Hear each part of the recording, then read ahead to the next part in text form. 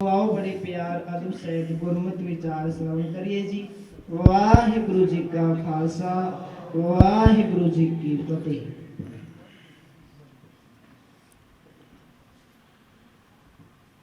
सतनाम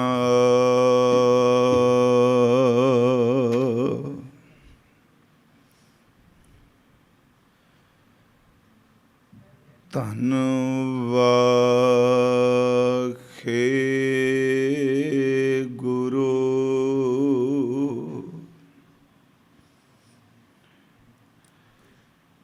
ਸਾਹਿਬ JIO.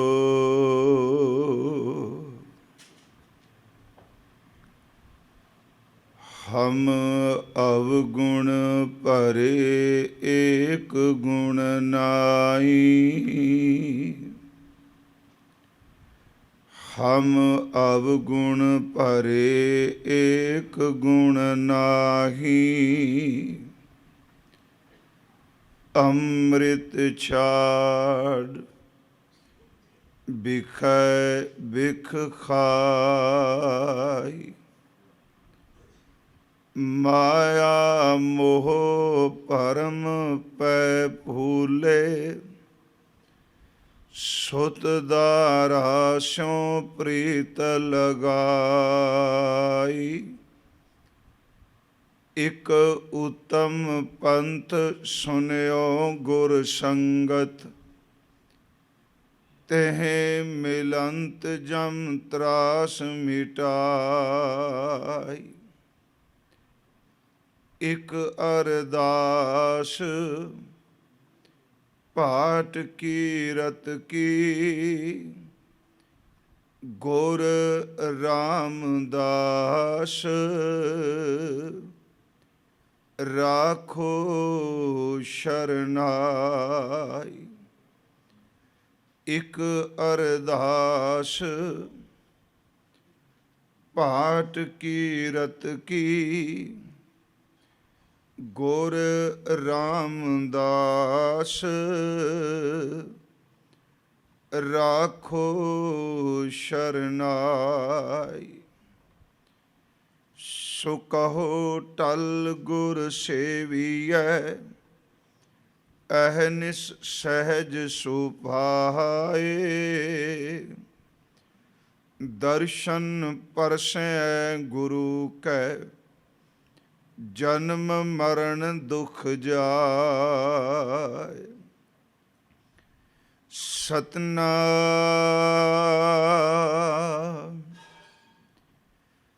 धन वाहे गुरु साहिब जियो।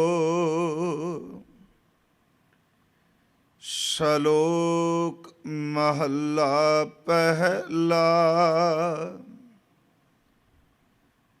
नानक मेर शरीर का एक रथ एक रथवाह। जुग जुग फेर वटाई है। ज्ञानी बुझै ताहि। सतयुग रथ संतोख का। धर्म अगै रथवाह। त्रेतै रथ जतै का। जोर अगै रथवाह। दुआपर दुआपुर रथ तपै का। सत अगै रथवाह।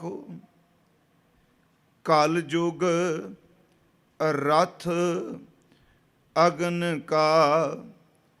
कूड़ अगै रथवाह। दुआपुर रथ तपै का। सत अगै रथवाह। ਕਾਲਜੁਗ ਰਥ ਅਗਨ ਕਾ, ਕੋੜ ਅੱਗੇ ਰਥ ਵਾਹੁ। ਵਾਹਿਗੁਰੂ ਜੀ ਕਾ ਖਾਲਸਾ, ਵਾਹਿਗੁਰੂ ਜੀ ਕੀ ਫਤਿਹ। ਪਰਮ ਸਨਮਾਨਯੋਗ ਜੁਗੋ ਜੁਗ ਅਟਲ ਸਾਹਿਬ ਸ੍ਰੀ ਗੁਰੂ ਗ੍ਰੰਥ ਸਾਹਿਬ ਸੱਚੇ ਪਾਤਸ਼ਾਹ ਮਹਾਰਾਜ ਜੀ ਦੀ ਪਾਵਨ ਪਵਿੱਤਰ ਹਜ਼ੂਰੀ ਅੰਦਰ ਸੰਧਿਆ ਵੇਲੇ ਤੋਂ ਸਜੇ ਹੋਏ ਇਸ ਗੁਰਮਤਿ ਦੀਵਾਨ ਦੀ ਆਪ ਜੀ ਹਾਜ਼ਰੀ ਭਰ ਰਹੇ ਹੋ। ਸਤਿਗੁਰਾਂ ਜੀ ਦੇ ਅੰਮ੍ਰਿਤ ਬਚਨ ਕੀਰਤਨ ਆਪ ਜੀ ਸਰਵਣ ਕਰ ਰਹੇ ਸੀ। ਕੁਝ ਦਿਨਾਂ ਦੇ ਇਹ ਵਿਸ਼ੇਸ਼ ਦੀਵਾਨ ਇਸ ਅਸਥਾਨ ਤੇ ਆਯੋਜਿਤ ਕੀਤੇ ਜਾ ਰਹੇ ਨੇ। ਜੋ ਸੰਗਤ ਰੋਜ਼ਾਨਾ ਪੀਟੀਸੀ ਤੇ ਲੜੀਵਾਰ ਆਸਾ ਕੀ ਵਾਰ ਦੀ ਵਿਚਾਰ ਸਰਵਣ ਕਰ ਰਹੀ ਹੈ, ਉਹਨਾਂ ਨੂੰ ਇਹ ਭਲੀ ਭਾਂਤ ਜਾਣਕਾਰੀ ਹੈ ਕਿ ਵੱਖ-ਵੱਖ ਅਸਥਾਨਾਂ ਤੇ ਆਸਾ ਕੀ ਵਾਰ ਦੀ ਵਿਚਾਰ ਗੁਰੂ ਕਿਰਪਾ ਦੇ ਨਾਲ ਹੋਈ। ਭਾਵਾਂ ਕਿ ਇਹ ਪੌੜੀਆਂ ਦੀ ਵਿਚਾਰ ਭਾਈ ਰਣਧੀਰ ਸਿੰਘ ਨਗਰ ਗੁਰੂ ਘਰ ਵਿੱਚ ਕੀਤੀ ਗਈ, ਪਰ ਫਿਰ ਵੀ ਪਤਾ ਨਹੀਂ ਕੀ ਉਹਨਾਂ ਦੀ ਖਰਾਬੀ ਟੈਕਨੀਕਲ ਹੋਈ। 3 ਪੌੜੀਆਂ ਦੀ ਵਿਚਾਰ ਉਹਨਾਂ ਪਾਸੋਂ ਡਿਲੀਟ ਹੋ ਗਈ। 13, 14 ਔਰ 15 ਇਸੇ ਕਾਰਨ ਕਰਕੇ ਚੱਲ ਰਹੀ ਲੜੀਵਾਰ ਜੋ ਕਥਾ ਚੈਨਲ ਤੇ ਹੈ ਉਹ ਰੁਕ ਗਈ, ਕਿਉਂਕਿ ਉਹਨਾਂ ਕੋਲ ਅੱਗੇ ਵਿਚਾਰ ਦੇਣ ਵਾਸਤੇ ਵਿਆਖਿਆ ਹੈ ਨਹੀਂ ਸੀ। ਆਓ ਆਪ ਸੁਬਹ ਸ਼ਾਮ ਸਹਿਯੋਗ ਬਖਸ਼ਿਓ। ਵਿਦਿਆਰਥੀ ਬੈਠੇ ਨੇ, ਆਪ ਸਤ ਸੰਗਤ ਰੂਪ ਅੰਦਰ ਦੂਰੋਂ ਨੇੜਿਓਂ ਸੱਜਣ ਇਕੱਠੇ ਹੋਏ ਬੈਠੇ ਹੋ। 13ਵੀਂ ਪੌੜੀ ਨਾਲ 2 ਸ਼ਲੋਕ ਨੇ, ਕਿਉਂਕਿ 24 ਪੌੜੀਆਂ ਆਸਾ ਕੀ ਵਾਰ ਦੀਆਂ ਨੇ ਤੇ ਹਰ ਪੌੜੀ ਦੇ ਨਾਲ ਸਤਿਗੁਰਾਂ ਦੇ ਸ਼ਲੋਕ ਦਰਜ ਨੇ। ਗੁਰੂ ਨਾਨਕ ਸਾਹਿਬ ਜੀ ਦੇ ਔਰ ਗੁਰੂ ਅੰਗਦ ਦੇਵ ਜੀ ਮਹਾਰਾਜ, ਉਹਨਾਂ ਦੇ ਸ਼ਲੋਕ ਨੇ ਆਸਾ ਕੀ ਵਾਰ ਦੀਆਂ ਇਸ ਪੌੜੀਆਂ ਨਾਲ। ਮੈਂ ਪੌੜੀਆਂ ਲਫ਼ਜ਼ ਤਾਂ ਵਰਤਿਆ, ਬਾਣੀ ਦੀ ਸੋਝੀ ਵਾਲਿਆਂ ਨੂੰ ਪਤਾ ਹੈ ਕਿ ਜਿਹੜੀਆਂ ਵਾਰਾਂ ਹੁੰਦੀਆਂ ਨੇ ਇਹਨਾਂ ਨਾਲ ਸ਼ਲੋਕ ਨਹੀਂ ਉਚਾਰਨ ਕੀਤੇ ਹੋਏ ਹੁੰਦੇ। ਵਾਰਾਂ ਸਿਰਫ ਤੇ ਸਿਰਫ ਪੌੜੀਆਂ ਹੁੰਦੀਆਂ ਨੇ। ਜਦੋਂ ਗੁਰੂ ਅਰਜਨ ਦੇਵ ਜੀ ਨੇ ਸ੍ਰੀ ਗੁਰੂ ਗ੍ਰੰਥ ਸਾਹਿਬ ਜੀ ਦੀ ਸੰਪਾਦਨਾ ਕੀਤੀ, ਉਹਨਾਂ ਨੇ ਇਹਨਾਂ ਪੌੜੀਆਂ ਦੇ ਨਾਲ ਜਿਹੜੇ ਢੁਕਵੇਂ ਸ਼ਲੋਕ ਸਨ ਉਹ ਦਰਜ ਕਰ ਦਿੱਤੇ, ਪਰ ਜਿਹੜੇ ਸ਼ਲੋਕ ਬਚ ਗਏ ਉਹਨਾਂ ਨੂੰ ਸ੍ਰੀ ਗੁਰੂ ਗ੍ਰੰਥ ਸਾਹਿਬ ਦੀ ਬਾਣੀ ਵਿੱਚ ਹਜ਼ੂਰ ਨੇ ਇਸ ਸਰਲੇਖ ਅੰਦਰ ਦਰਜ ਕੀਤਾ, ਸ਼ਲੋਕ ਵਾਰਾਂ ਤੇ ਵਧੀਕ।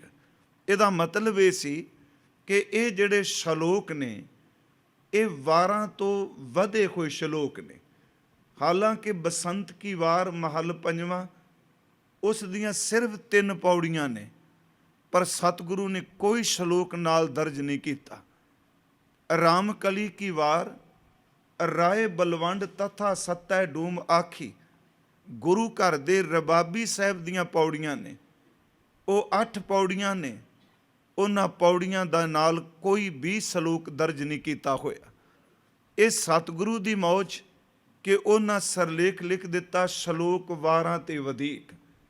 ਪਰ ਜਿਹੜੀ ਲੜੀਵਾਰ ਵਿਚਾਰ ਚੱਲ ਰਹੀ ਹੈ ਇਸ 13ਵੀਂ ਪੌੜੀ ਨਾਲ, ਖਾਸ ਕਰਕੇ ਇਹ ਜਿਹੜੇ 2 ਸ਼ਲੋਕ ਨੇ, ਆਸਾ ਕੀ ਵਾਰ ਦੀ ਕਥਾ ਕਰਦਿਆਂ ਮੇਰਾ ਖਿਆਲ 17-18 ਪੌੜੀਆਂ ਤੱਕ ਦਾਸ ਪਹੁੰਚ ਚੁੱਕਾ ਸੀ। ਇਹ ਫਿਰ ਰਿਪੀਟ ਕਰਨੀ ਪਈ। ਸਭ ਤੋਂ ਜ਼ਿਆਦਾ ਮਹਿੰਗੀ ਕਥਾ ਇਹਨਾਂ 2 ਸ਼ਲੋਕਾਂ ਦੀ ਹੈ। ਉਂਝ ਤਾਂ ਸਤਿਗੁਰੂ ਕੀ ਬਾਣੀ ਦਾ ਕੋਈ ਪਾਰਾਵਾਰ ਪਾ ਹੀ ਨਹੀਂ ਸਕਦਾ। ਕਿਸੇ ਇਨਸਾਨ ਕੋਲ ਇੰਨੀ ਸਮਰੱਥਾ ਨਹੀਂ।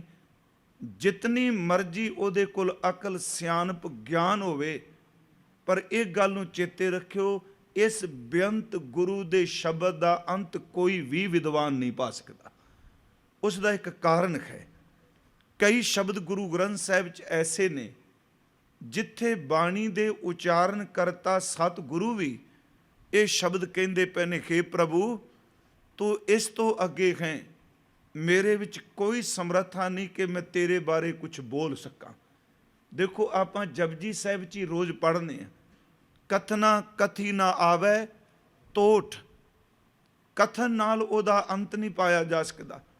ਕਥ ਕਥ ਕਥੀ ਕੋਟੀ ਕੋਟ ਕੋਟ। ਜਾਂ ਅਸੀਂ ਸਤਿਗੁਰੂ ਦੇ ਇਹ ਅੰਮ੍ਰਿਤ ਬਚਨ ਪੜ੍ਹਨੇ ਖਾਂ ਕਿ ਨਾਨਕ ਕਥਨਾ ਕਰੜਾ ਸਾਰ।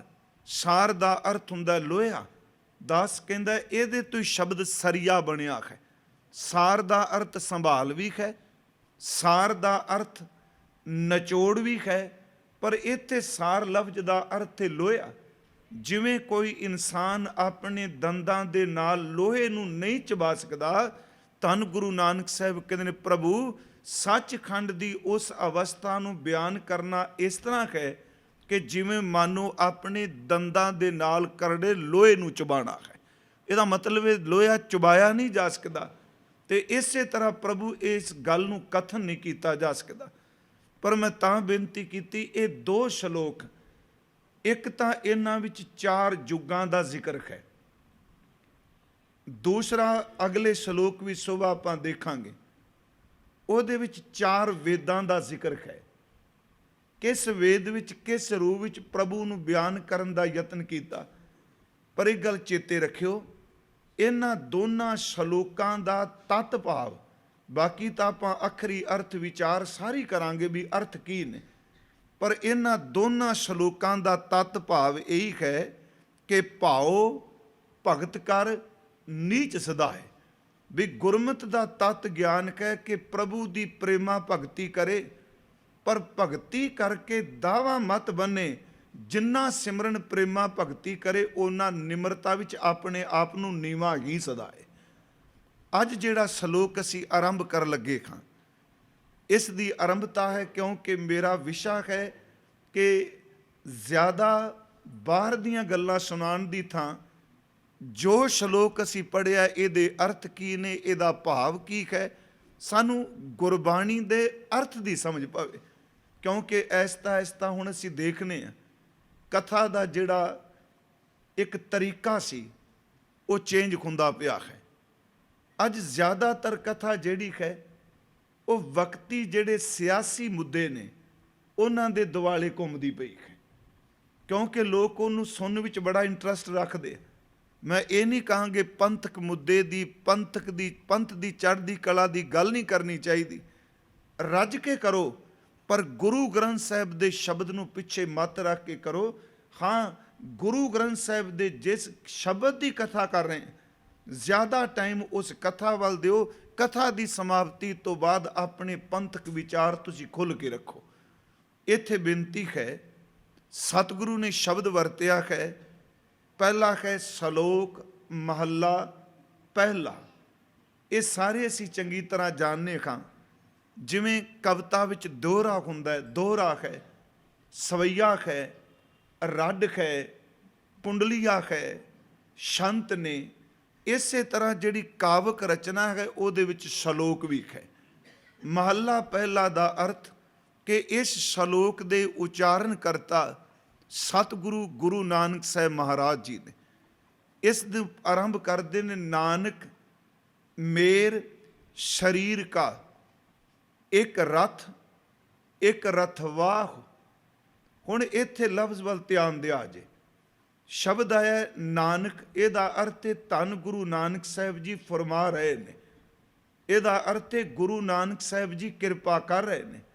ਭਾਵਾਂ ਕਿ ਟੀਕਾਕਾਰਾਂ ਨੇ ਖੇ ਨਾਨਕ ਦਾਸ ਨਾਨਕ ਦਾਨਕ ਬੇਨਤੀ ਕਰਦਾ, ਇਹ ਲਫ਼ਜ਼ ਵਿਆਕਰਣਕ ਤੌਰ ਤੇ ਵਰਤੇ ਨੇ, ਪਰ ਚੇਤੇ ਰੱਖੋ ਆਪਾਂ ਸਿੱਖ ਹਾਂ, ਆਪਾਂ ਗੁਰੂ ਦੇ ਨਾਮ ਨੂੰ ਅਦਬ ਨਾਲ ਹੀ ਲੈਣਾ ਹੈ।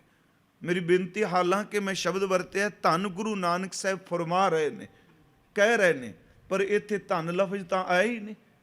ਇੱਥੇ ਸਿਰਫ ਆਇਆ ਨਾਨਕ ਮੇਰ ਸਰੀਰ ਕਾ ਇੱਕ ਰਥ ਇੱਕ ਰਥਵਾਹ। ਇੱਥੇ ਲਫ਼ਜ਼ ਆਪਾਂ ਅੱਖਰੀ ਅਰਥ ਕਰਾਂਗੇ, ਪਰ ਧੰਨ ਗੁਰੂ ਨਾਨਕ ਸਾਹਿਬ ਫਰਮਾ ਰਹੇ ਨੇ। ਦਾਸ ਨੇ ਪਿਛਲੇ ਦਿਨ ਅਰਜ਼ ਕੀਤੀ ਸੀ ਕਿ ਭਾਵਨਾ ਨਾਲ ਆਪਣੇ ਸਤਿਗੁਰੂ ਦਾ ਅਦਬ ਨਾਲ ਨਾ ਲਓਗੇ ਨਾ, ਸੱਚ ਇਹ ਵੇ ਕਿ ਅਦਬ ਨਾਲ ਨਾ ਲੈਣ ਨਾਲ ਵੀ ਸਾਡੇ ਅੰਦਰ ਦਾ ਭਲਾ ਹੋਵੇਗਾ। ਇਹ ਦਾਸ ਅੰਮ੍ਰਿਤਸਰ ਵੀ ਕਹਿ ਕੇ ਆਇਆ। ਅੱਜ ਅਸੀਂ ਜਦੋਂ ਉੱਥੇ ਜਾਂਦੇ ਹਾਂ, ਆਮ ਸਾਡੇ ਲੋਕ ਕਹਿੰਦੇ ਨੇ ਹਰਗੋਬਿੰਦ ਨਿਵਾਸ ਵਿੱਚ ਤੈਨੂੰ ਕਮਰਾ ਮਿਲਿਆ, ਅਰਜਨ ਨਿਵਾਸ ਵਿੱਚ ਆ ਜੀ, ਨਾਨਕ ਨਿਵਾਸ ਵਿੱਚ ਆ ਜੀ, ਗੰਗਾ ਨਿਵਾਸ ਸ਼ਬਦ ਵਰਤਿਆ। ਵਾਹਿਗੁਰੂ ਮੈਨੂੰ ਬਖਸ਼ ਦਿਆ ਜੇ, ਮੈਂ ਸ਼ਬਦ ਕਹਿਣੇ ਨਹੀਂ ਸਾਂ ਚਾਹੁੰਦਾ।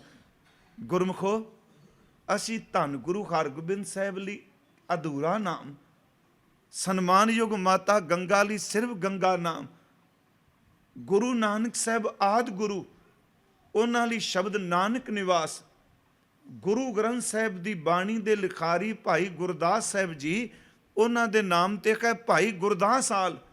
ਵੱਡੇ ਵੱਡੇ ਸਿੱਖ ਇੱਕੋ ਹੀ ਸ਼ਬਦ ਵਰਤਦੇ ਨੇ, ਗੁਰਦਾਸ ਹਾਲ, ਹਰਗੋਬਿੰਦ ਨਿਵਾਸ, ਗੰਗਾ ਨਿਵਾਸ, ਨਾਨਕ ਨਿਵਾਸ। ਨਹੀਂ ਨਹੀਂ, ਜਦੋਂ ਸਤਿਗੁਰੂ ਨੂੰ ਆਪਣੀ ਜ਼ਬਾਨ ਨਾਲ ਧੰਨ ਕਹੋਗੇ, ਸ਼੍ਰੀ ਗੁਰੂ ਗ੍ਰੰਥ ਸਾਹਿਬ ਦਾ ਇਹ ਫੈਸਲਾ ਹੈ ਕਿ ਜਿਹੜਾ ਇਨਸਾਨ ਗੁਰੂ ਨੂੰ ਭਾਵਨਾ ਨਾਲ ਧੰਨ ਕਹੇਗਾ ਨਾ, ਮੇਰਾ ਸਤਿਗੁਰੂ ਨੂੰ ਬੜੀ ਵੱਡੀ ਬਖਸ਼ ਦੇਵੇਗਾ। ਜਿਵੇਂ ਅਸੀਂ ਗੁਰੂ ਰਾਮਦਾਸ ਜੀ ਦਾ ਇੱਕ ਬਚਨ ਪੜ੍ਹਨੇ, ਸੋਰਠ ਕੀ ਵਾਰ ਦੀ ਪੌੜੀ ਆਖਰੀ ਦੀ ਆਖਰੀ ਤੁਕਾਂ ਨੇ ਕਿ ਵਡਿਆਈ ਗੁਰਮੁਖ ਦੇ ਪ੍ਰਭ ਹਰ ਪਾਵੈ ਸੋਈ, ਗੁਰਮੁਖ ਨਾਨਕ ਆਰਾਧਿਆ ਸਭ ਆਖੋ ਧੰਨ ਧੰਨ ਧੰਨ ਗੁਰ ਸੋਈ। ਜਾਂ ਅਸੀਂ ਸਤਿਗੁਰੂ ਦੇ ਇਹ ਬਚਨ ਪੜ੍ਹਨੇ ਖਾਂ, ਸਭ ਧੰਨ ਕਹੋ ਗੁਰ ਸਤਿਗੁਰੂ, ਗੁਰ ਸਤਿਗੁਰੂ ਜਿਤ ਮਿਲ ਹਰ ਪੜਦਾ ਕੱਜਿਆ। ਫਿਰ ਮੈਂ ਬੇਨਤੀ ਕਰਾਂ, ਹਾਲਾਂਕਿ ਇਹ ਵਿਸ਼ਾ ਨਹੀਂ ਮੇਰਾ ਇਸ ਸ਼ਲੋਕ ਦਾ, ਸਿਰਫ ਆਰੰਭਤਾ, ਕਿਉਂਕਿ ਤੁਸੀਂ ਵਿਦਿਆਰਥੀ ਵਿੱਚ ਜ਼ਿਆਦਾ ਬੈਠੇ ਹੋ। ਇੱਕ ਆਪਣੇ ਅੰਦਰੋਂ ਅਦਬ ਨਹੀਂ ਗੁਰੂ ਦਾ ਭੁੱਲਣਾ। ਗੁਰੂ ਦੀ ਤਾਂ ਬਹੁਤ ਉੱਚੀ ਗੱਲ, ਗੁਰੂ ਗ੍ਰੰਥ ਸਾਹਿਬ ਕਹਿੰਦੇ ਨੇ ਗੁਰੂ ਦੇ ਸ਼ਬਦ ਕਮਾਉਣ ਵਾਲੇ ਗੁਰਸਿੱਖ ਨੂੰ ਜੀ ਕਰਕੇ ਬੁਲਾ ਲਓ ਤੇ ਉਹਦੇ ਨਾਲ ਵੀ ਤੇਰਾ ਭਲਾ ਹੋ ਜਾਏਗਾ। ਤੁਧ ਸਲਾਹਨ ਤੁਧ ਤਿੰਨ ਧਨ ਪੱਲੇ, ਨਾਨਕ ਕਾ ਤਨ ਸੋਈ, ਜੇ ਕੋ ਜਿਉ ਕਹੇ ਉਹਨਾਂ ਕੋ ਜਮ ਕੀ ਤਲਬ ਨਾ ਹੋਈ। ਧਨ ਧਨ ਧਨ ਜਨ ਆਇਆ, ਜਿਸ ਪ੍ਰਸਾਦ ਸਭ ਜਗ ਤਰਾਇਆ। ਫਿਰ ਮੈਂ ਇੱਥੇ ਥੋੜੀ ਜੀ ਜ਼ੋਰ ਦੇ ਕੇ ਬੇਨਤੀ ਕਰਨੀ ਚਾਹੁੰਦਾ। ਸਤਿਗੁਰੂ ਗੁਰੂ ਗ੍ਰੰਥ ਸਾਹਿਬ ਵਿੱਚ ਇੱਕ ਹਜ਼ੂਰ ਦਾ ਬੋਲ ਹੈ ਕਿ ਧੰਨ ਧੰਨ ਭਾਗ ਤਿੰਨਾ ਭਗਤ ਜਨਾ, ਉੱਥੇ ਲਫ਼ਜ਼ ਧੰਨ ਵਰਤਿਆ ਹੈ। ਸਾਹਿਬ ਨੇ ਉੱਥੇ ਸੰਤ ਨੂੰ ਵੀ ਧੰਨ ਕਿਹਾ। ਧੰਨ ਧੰਨ ਭਾਗ ਤਿੰਨਾ ਭਗਤ ਜਨਾ, ਜੋ ਹਰ ਨਾਮਾ ਹਰ ਮੁਖ ਕਹਤਿਆਂ। ਧੰਨ ਧੰਨ ਭਾਗ ਤਿੰਨਾ ਸੰਤ ਜਨਾ, ਜੋ ਹਰ ਜਸ ਸਰਵਣੀ ਸੁਨਤਿਆਂ। ਧੰਨ ਧੰਨ ਭਾਗ ਤਿੰਨਾ ਸਾਧ ਜਨਾ, ਹਰ ਕੀਰਤਨ ਗਾਏ ਗੁਣੀ ਜਨ ਬੰਤਿਆਂ। ਧੰਨ ਧੰਨ ਭਾਗ ਤਿੰਨਾ ਗੁਰਮੁਖਾਂ, ਜੋ ਗੁਰ ਸਿੱਖ ਲੈ ਮਨ ਜਿਣਤਿਆਂ। ਪਾਠ ਵੱਖਰਾ ਹੈ, ਗੁਰਸਿੱਖ ਗੁਰੂ ਦੀ ਸਿੱਖਿਆ। ਹੁਣ ਜਦੋਂ ਧੰਨ ਲਫ਼ਜ਼ ਕਹਿੰਦੇ ਆ, ਚਲੋ ਗੁਰੂ ਰਾਮਦਾਸ ਸੱਚੀ ਸਰਕਾਰ ਦਾ ਪੁਰਬ ਲੰਘਿਆ, ਭੱਟਾਂ ਨੇ ਇੱਕ ਬਚਨ ਕਿਹਾ ਆਪਣੀ ਪਵਿੱਤਰ ਬਾਣੀ 'ਚ। ਵੇਖੋ ਸ਼ਬਦ ਕਦੀ ਸ਼੍ਰੀ ਅੰਮ੍ਰਿਤਸਰ ਦੇ ਵਸਨੀਕ ਪੁਰਾਣੇ ਬਜ਼ੁਰਗ, ਅੱਜ ਤਾਂ ਚਲੋ ਐਸਤਾ ਸਾਡੇ ਅੰਦਰ ਅਦਬ ਨਹੀਂ ਰਹੇ, ਤਾਂ ਹੀ ਤਾਂ ਅੰਦਰੋਂ ਕਲਪਨੇ ਪਏ ਆ। ਜਿੰਨਾ ਗੁਰੂ ਦਾ ਅਦਬ ਕਰੋਗੇ ਪਿਆਰਿਓ, ਉਹਨਾਂ ਅੰਦਰ ਨੂੰ ਸਕੂਨ ਮਿਲੇਗਾ। ਜਿੰਨੇ ਅੰਦਰੋਂ ਤੁਸੀਂ ਖੁਸ਼ਕ ਹੋ ਜਾਓਗੇ, ਖਿਮਾ ਕਰਿਓ ਮੈਂ ਤੁਹਾਡੇ ਲਈ ਸ਼ਬਦ ਵੀ ਵਰਤ ਰਿਹਾ, ਉਹਨਾਂ ਅੰਦਰ ਜਿਹੜਾ ਸੱਚ ਇਹ ਵੀ ਗੁਰੂ ਦੀ ਰਹਿਮਤ ਤੋਂ ਵਿਰਵਾ ਰਹਿ ਜਾਏਗਾ। ਪੁਰਾਤਨ ਬਜ਼ੁਰਗ ਹਰਮੰਦਰ ਸਾਹਿਬ ਦੀ ਪਰਿਕਰਮਾ 'ਚ ਮੱਥਾ ਟੇਕਦਿਆਂ ਤਿੰਨ ਸ਼ਬਦ ਕਹਿੰਦੇ ਸਨ ਸ਼੍ਰੀਮਾਨ ਭਾਈ ਵੀਰ ਸਿੰਘ ਕਹਿੰਦੇ ਨੇ ਉਹ ਸ਼ਬਦ ਕਹਿੰਦੇ ਹੁੰਦੇ ਸਨ, ਧੰਨ ਗੁਰੂ ਰਾਮਦਾਸ ਪਹਿਲਾ ਸ਼ਬਦ ਕਹਿਣਾ ਪਰਿਕਰਮਾ 'ਚ ਮੱਥਾ ਟੇਕਦੇ, ਧੰਨ ਗੁਰੂ ਰਾਮਦਾਸ ਰੱਖੀ ਗਰੀਬ ਦੀ ਲਾਜ ਦੂਜਾ ਸ਼ਬਦ ਕਹਿਣਾ, ਤੀਸਰਾ ਕਹਿੰਦੇ ਸਨ ਕਰੀ ਨਾ ਕਿੱਥੇ ਦਾ ਮੁਤਾਜ। ਇਹਨਾਂ ਤਿੰਨਾਂ ਸ਼ਬਦਾਂ 'ਚ ਸਭ ਕੁਝ ਆ ਜਾਂਦਾ। ਧੰਨ ਗੁਰੂ ਰਾਮਦਾਸ ਰੱਖੀ ਗਰੀਬ ਦੀ ਲਾਜ, ਕਰੀ ਨਾ ਕਿਸੇ ਦਾ ਮੁਤਾਜ। ਮੇਰੇ ਮਨ 'ਚ ਜਦੋਂ ਇਹ ਸ਼ਬਦ ਆਇਆ, ਉੱਥੇ ਇੱਕ ਦਿਨ ਕਥਾ ਕਰਦੇ ਹਾਂ ਕਿ ਸਤਿਗੁਰੂ ਗੁਰੂ ਰਾਮਦਾਸ ਸਾਹਿਬ ਜੀ ਨੂੰ ਧੰਨ ਕਹਿਣ ਨਾਲ ਫਿਰ ਭੱਟਾਂ ਦਾ ਉਹ ਸਵਈਆ ਹੈ। ਮੈਂ ਪੜ੍ਹ ਕੇ ਅੱਗੇ ਇਹਦੀ ਵਿਚਾਰ ਸ਼ੁਰੂ ਕਰਾਂਗਾ, ਕਿਉਂਕਿ ਮੈਂ ਇਸ ਗੱਲ ਤੋਂ ਥੋੜ੍ਹਾ ਜਿਹਾ ਨਿਕਲਿਆ ਹਾਂ। ਨਾਨਕ ਮੇਰ ਸਰੀਰ ਕਾ ਇੱਕ ਰਥ ਇੱਕ ਰਥਵਾਹ। ਭੱਟ ਸਾਹਿਬ ਕਹਿੰਦੇ ਨੇ ਕਿ ਜਿਹੜਾ ਇਨਸਾਨ ਗੁਰੂ ਰਾਮਦਾਸ ਜੀ ਨੂੰ ਧੰਨ ਧੰਨ ਗੁਰੂ ਰਾਮਦਾਸ ਕਹਿ ਦੇਗਾ, ਉਹਦੇ ਅੰਦਰ ਦੀ ਅਗਿਆਨਤਾ ਦਾ ਖਨੇਰਾ ਕੱਟਿਆ ਜਾਏਗਾ। ਭਾਵਨਾ ਨਾਲ ਕਹਿ ਦੇ, ਜਿਹੜਾ ਗੁਰੂ ਰਾਮਦਾਸ ਜੀ ਨੂੰ ਧੰਨ ਧੰਨ ਕਹੇਗਾ, ਉਹਨੂੰ ਨਾਮ ਜਪਣ ਦਾ ਚਾਅ ਬੜਾ ਚੜ ਜਾਏਗਾ। ਉਹਦੇ ਜਪਣ ਨਾਲ ਅੰਦਰ ਰੰਗ ਚੜਨ ਲੱਗ ਪਏਗਾ, ਰਸ ਬਣ ਜਾਏਗਾ। ਜਿਹੜਾ ਗੁਰੂ ਰਾਮਦਾਸ ਜੀ ਨੂੰ ਧੰਨ ਧੰਨ ਕਹੇਗਾ, ਉਸ ਦੇ ਘਰ ਦੀ ਦਰਿਦਰਤਾ, ਗਰੀਬੀ, ਕੰਗਾਲਤਾ ਕੱਟੀ ਜਾਏਗੀ, ਕਿਸੇ ਚੀਜ਼ ਦੀ ਕਮੀ ਨਹੀਂ ਰਹੇਗੀ। ਜਿਹੜਾ ਸਤਿਗੁਰੂ ਗੁਰੂ ਰਾਮਦਾਸ ਜੀ ਨੂੰ ਧੰਨ ਧੰਨ ਕਹੇਗਾ, ਸੱਚ ਏਵੇਂ ਉਹ ਰੱਬ ਤੋਂ ਟੁੱਟਾ ਹੋਇਆ ਪਰਮਾਤਮਾ ਨਾਲ ਦੁਬਾਰਾ ਮਿਲ ਜਾਏਗਾ।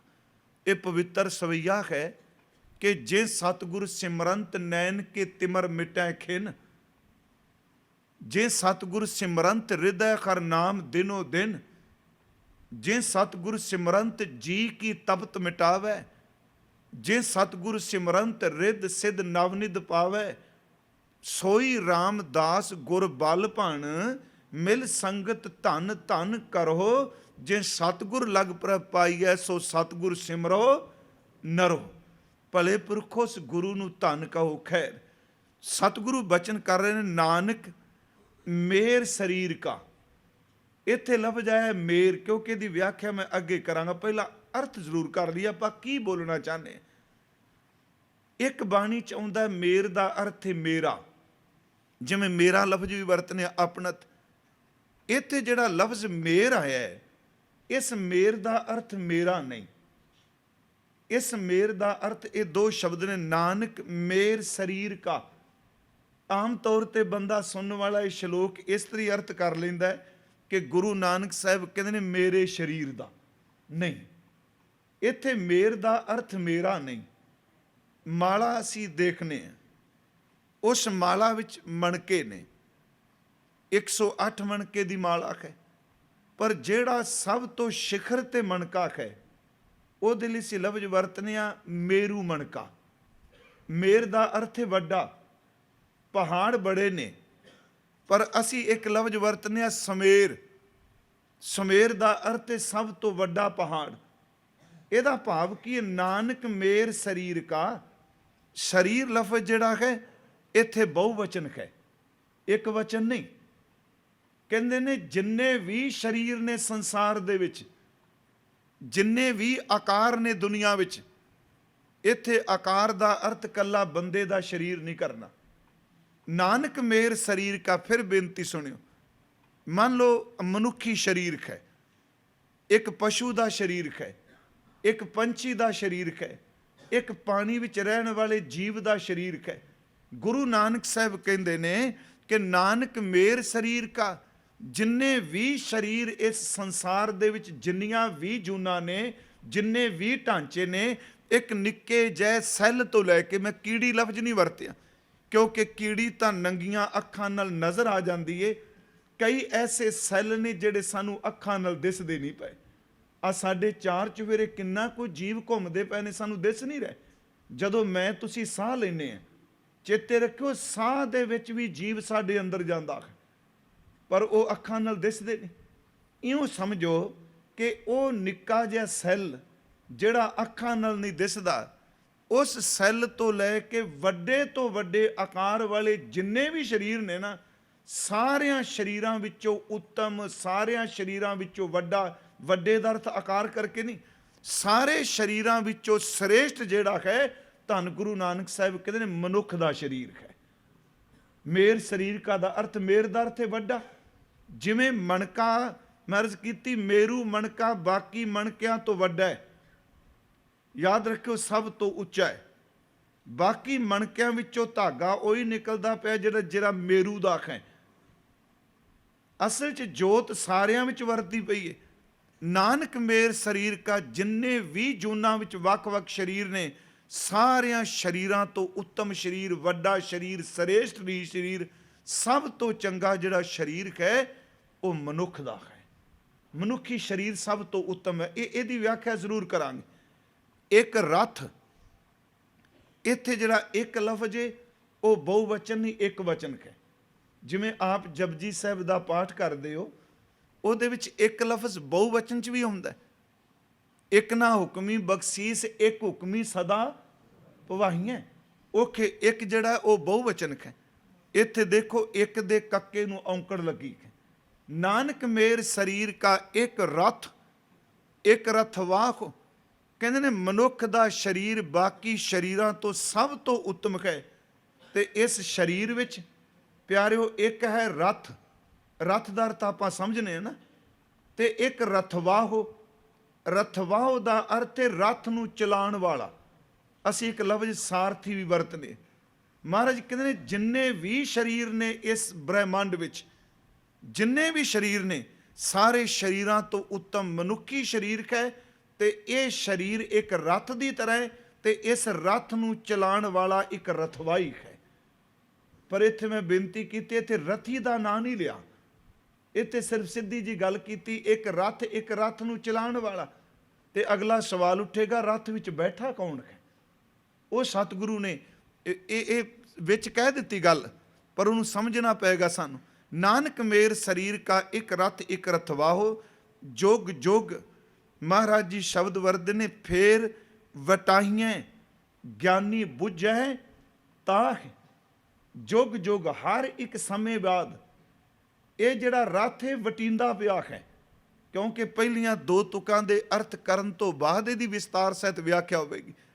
ਜੁਗ ਜੁਗ ਫੇਰ ਵਟਾਈਆਂ, ਹਰ ਇੱਕ ਸਮੇਂ ਵਿੱਚ। ਜੁਗ ਦਾ ਅਰਥ ਜਨਮ ਕਰ ਲਈਏ ਸੌਖਾ ਹੋਵੇਗਾ।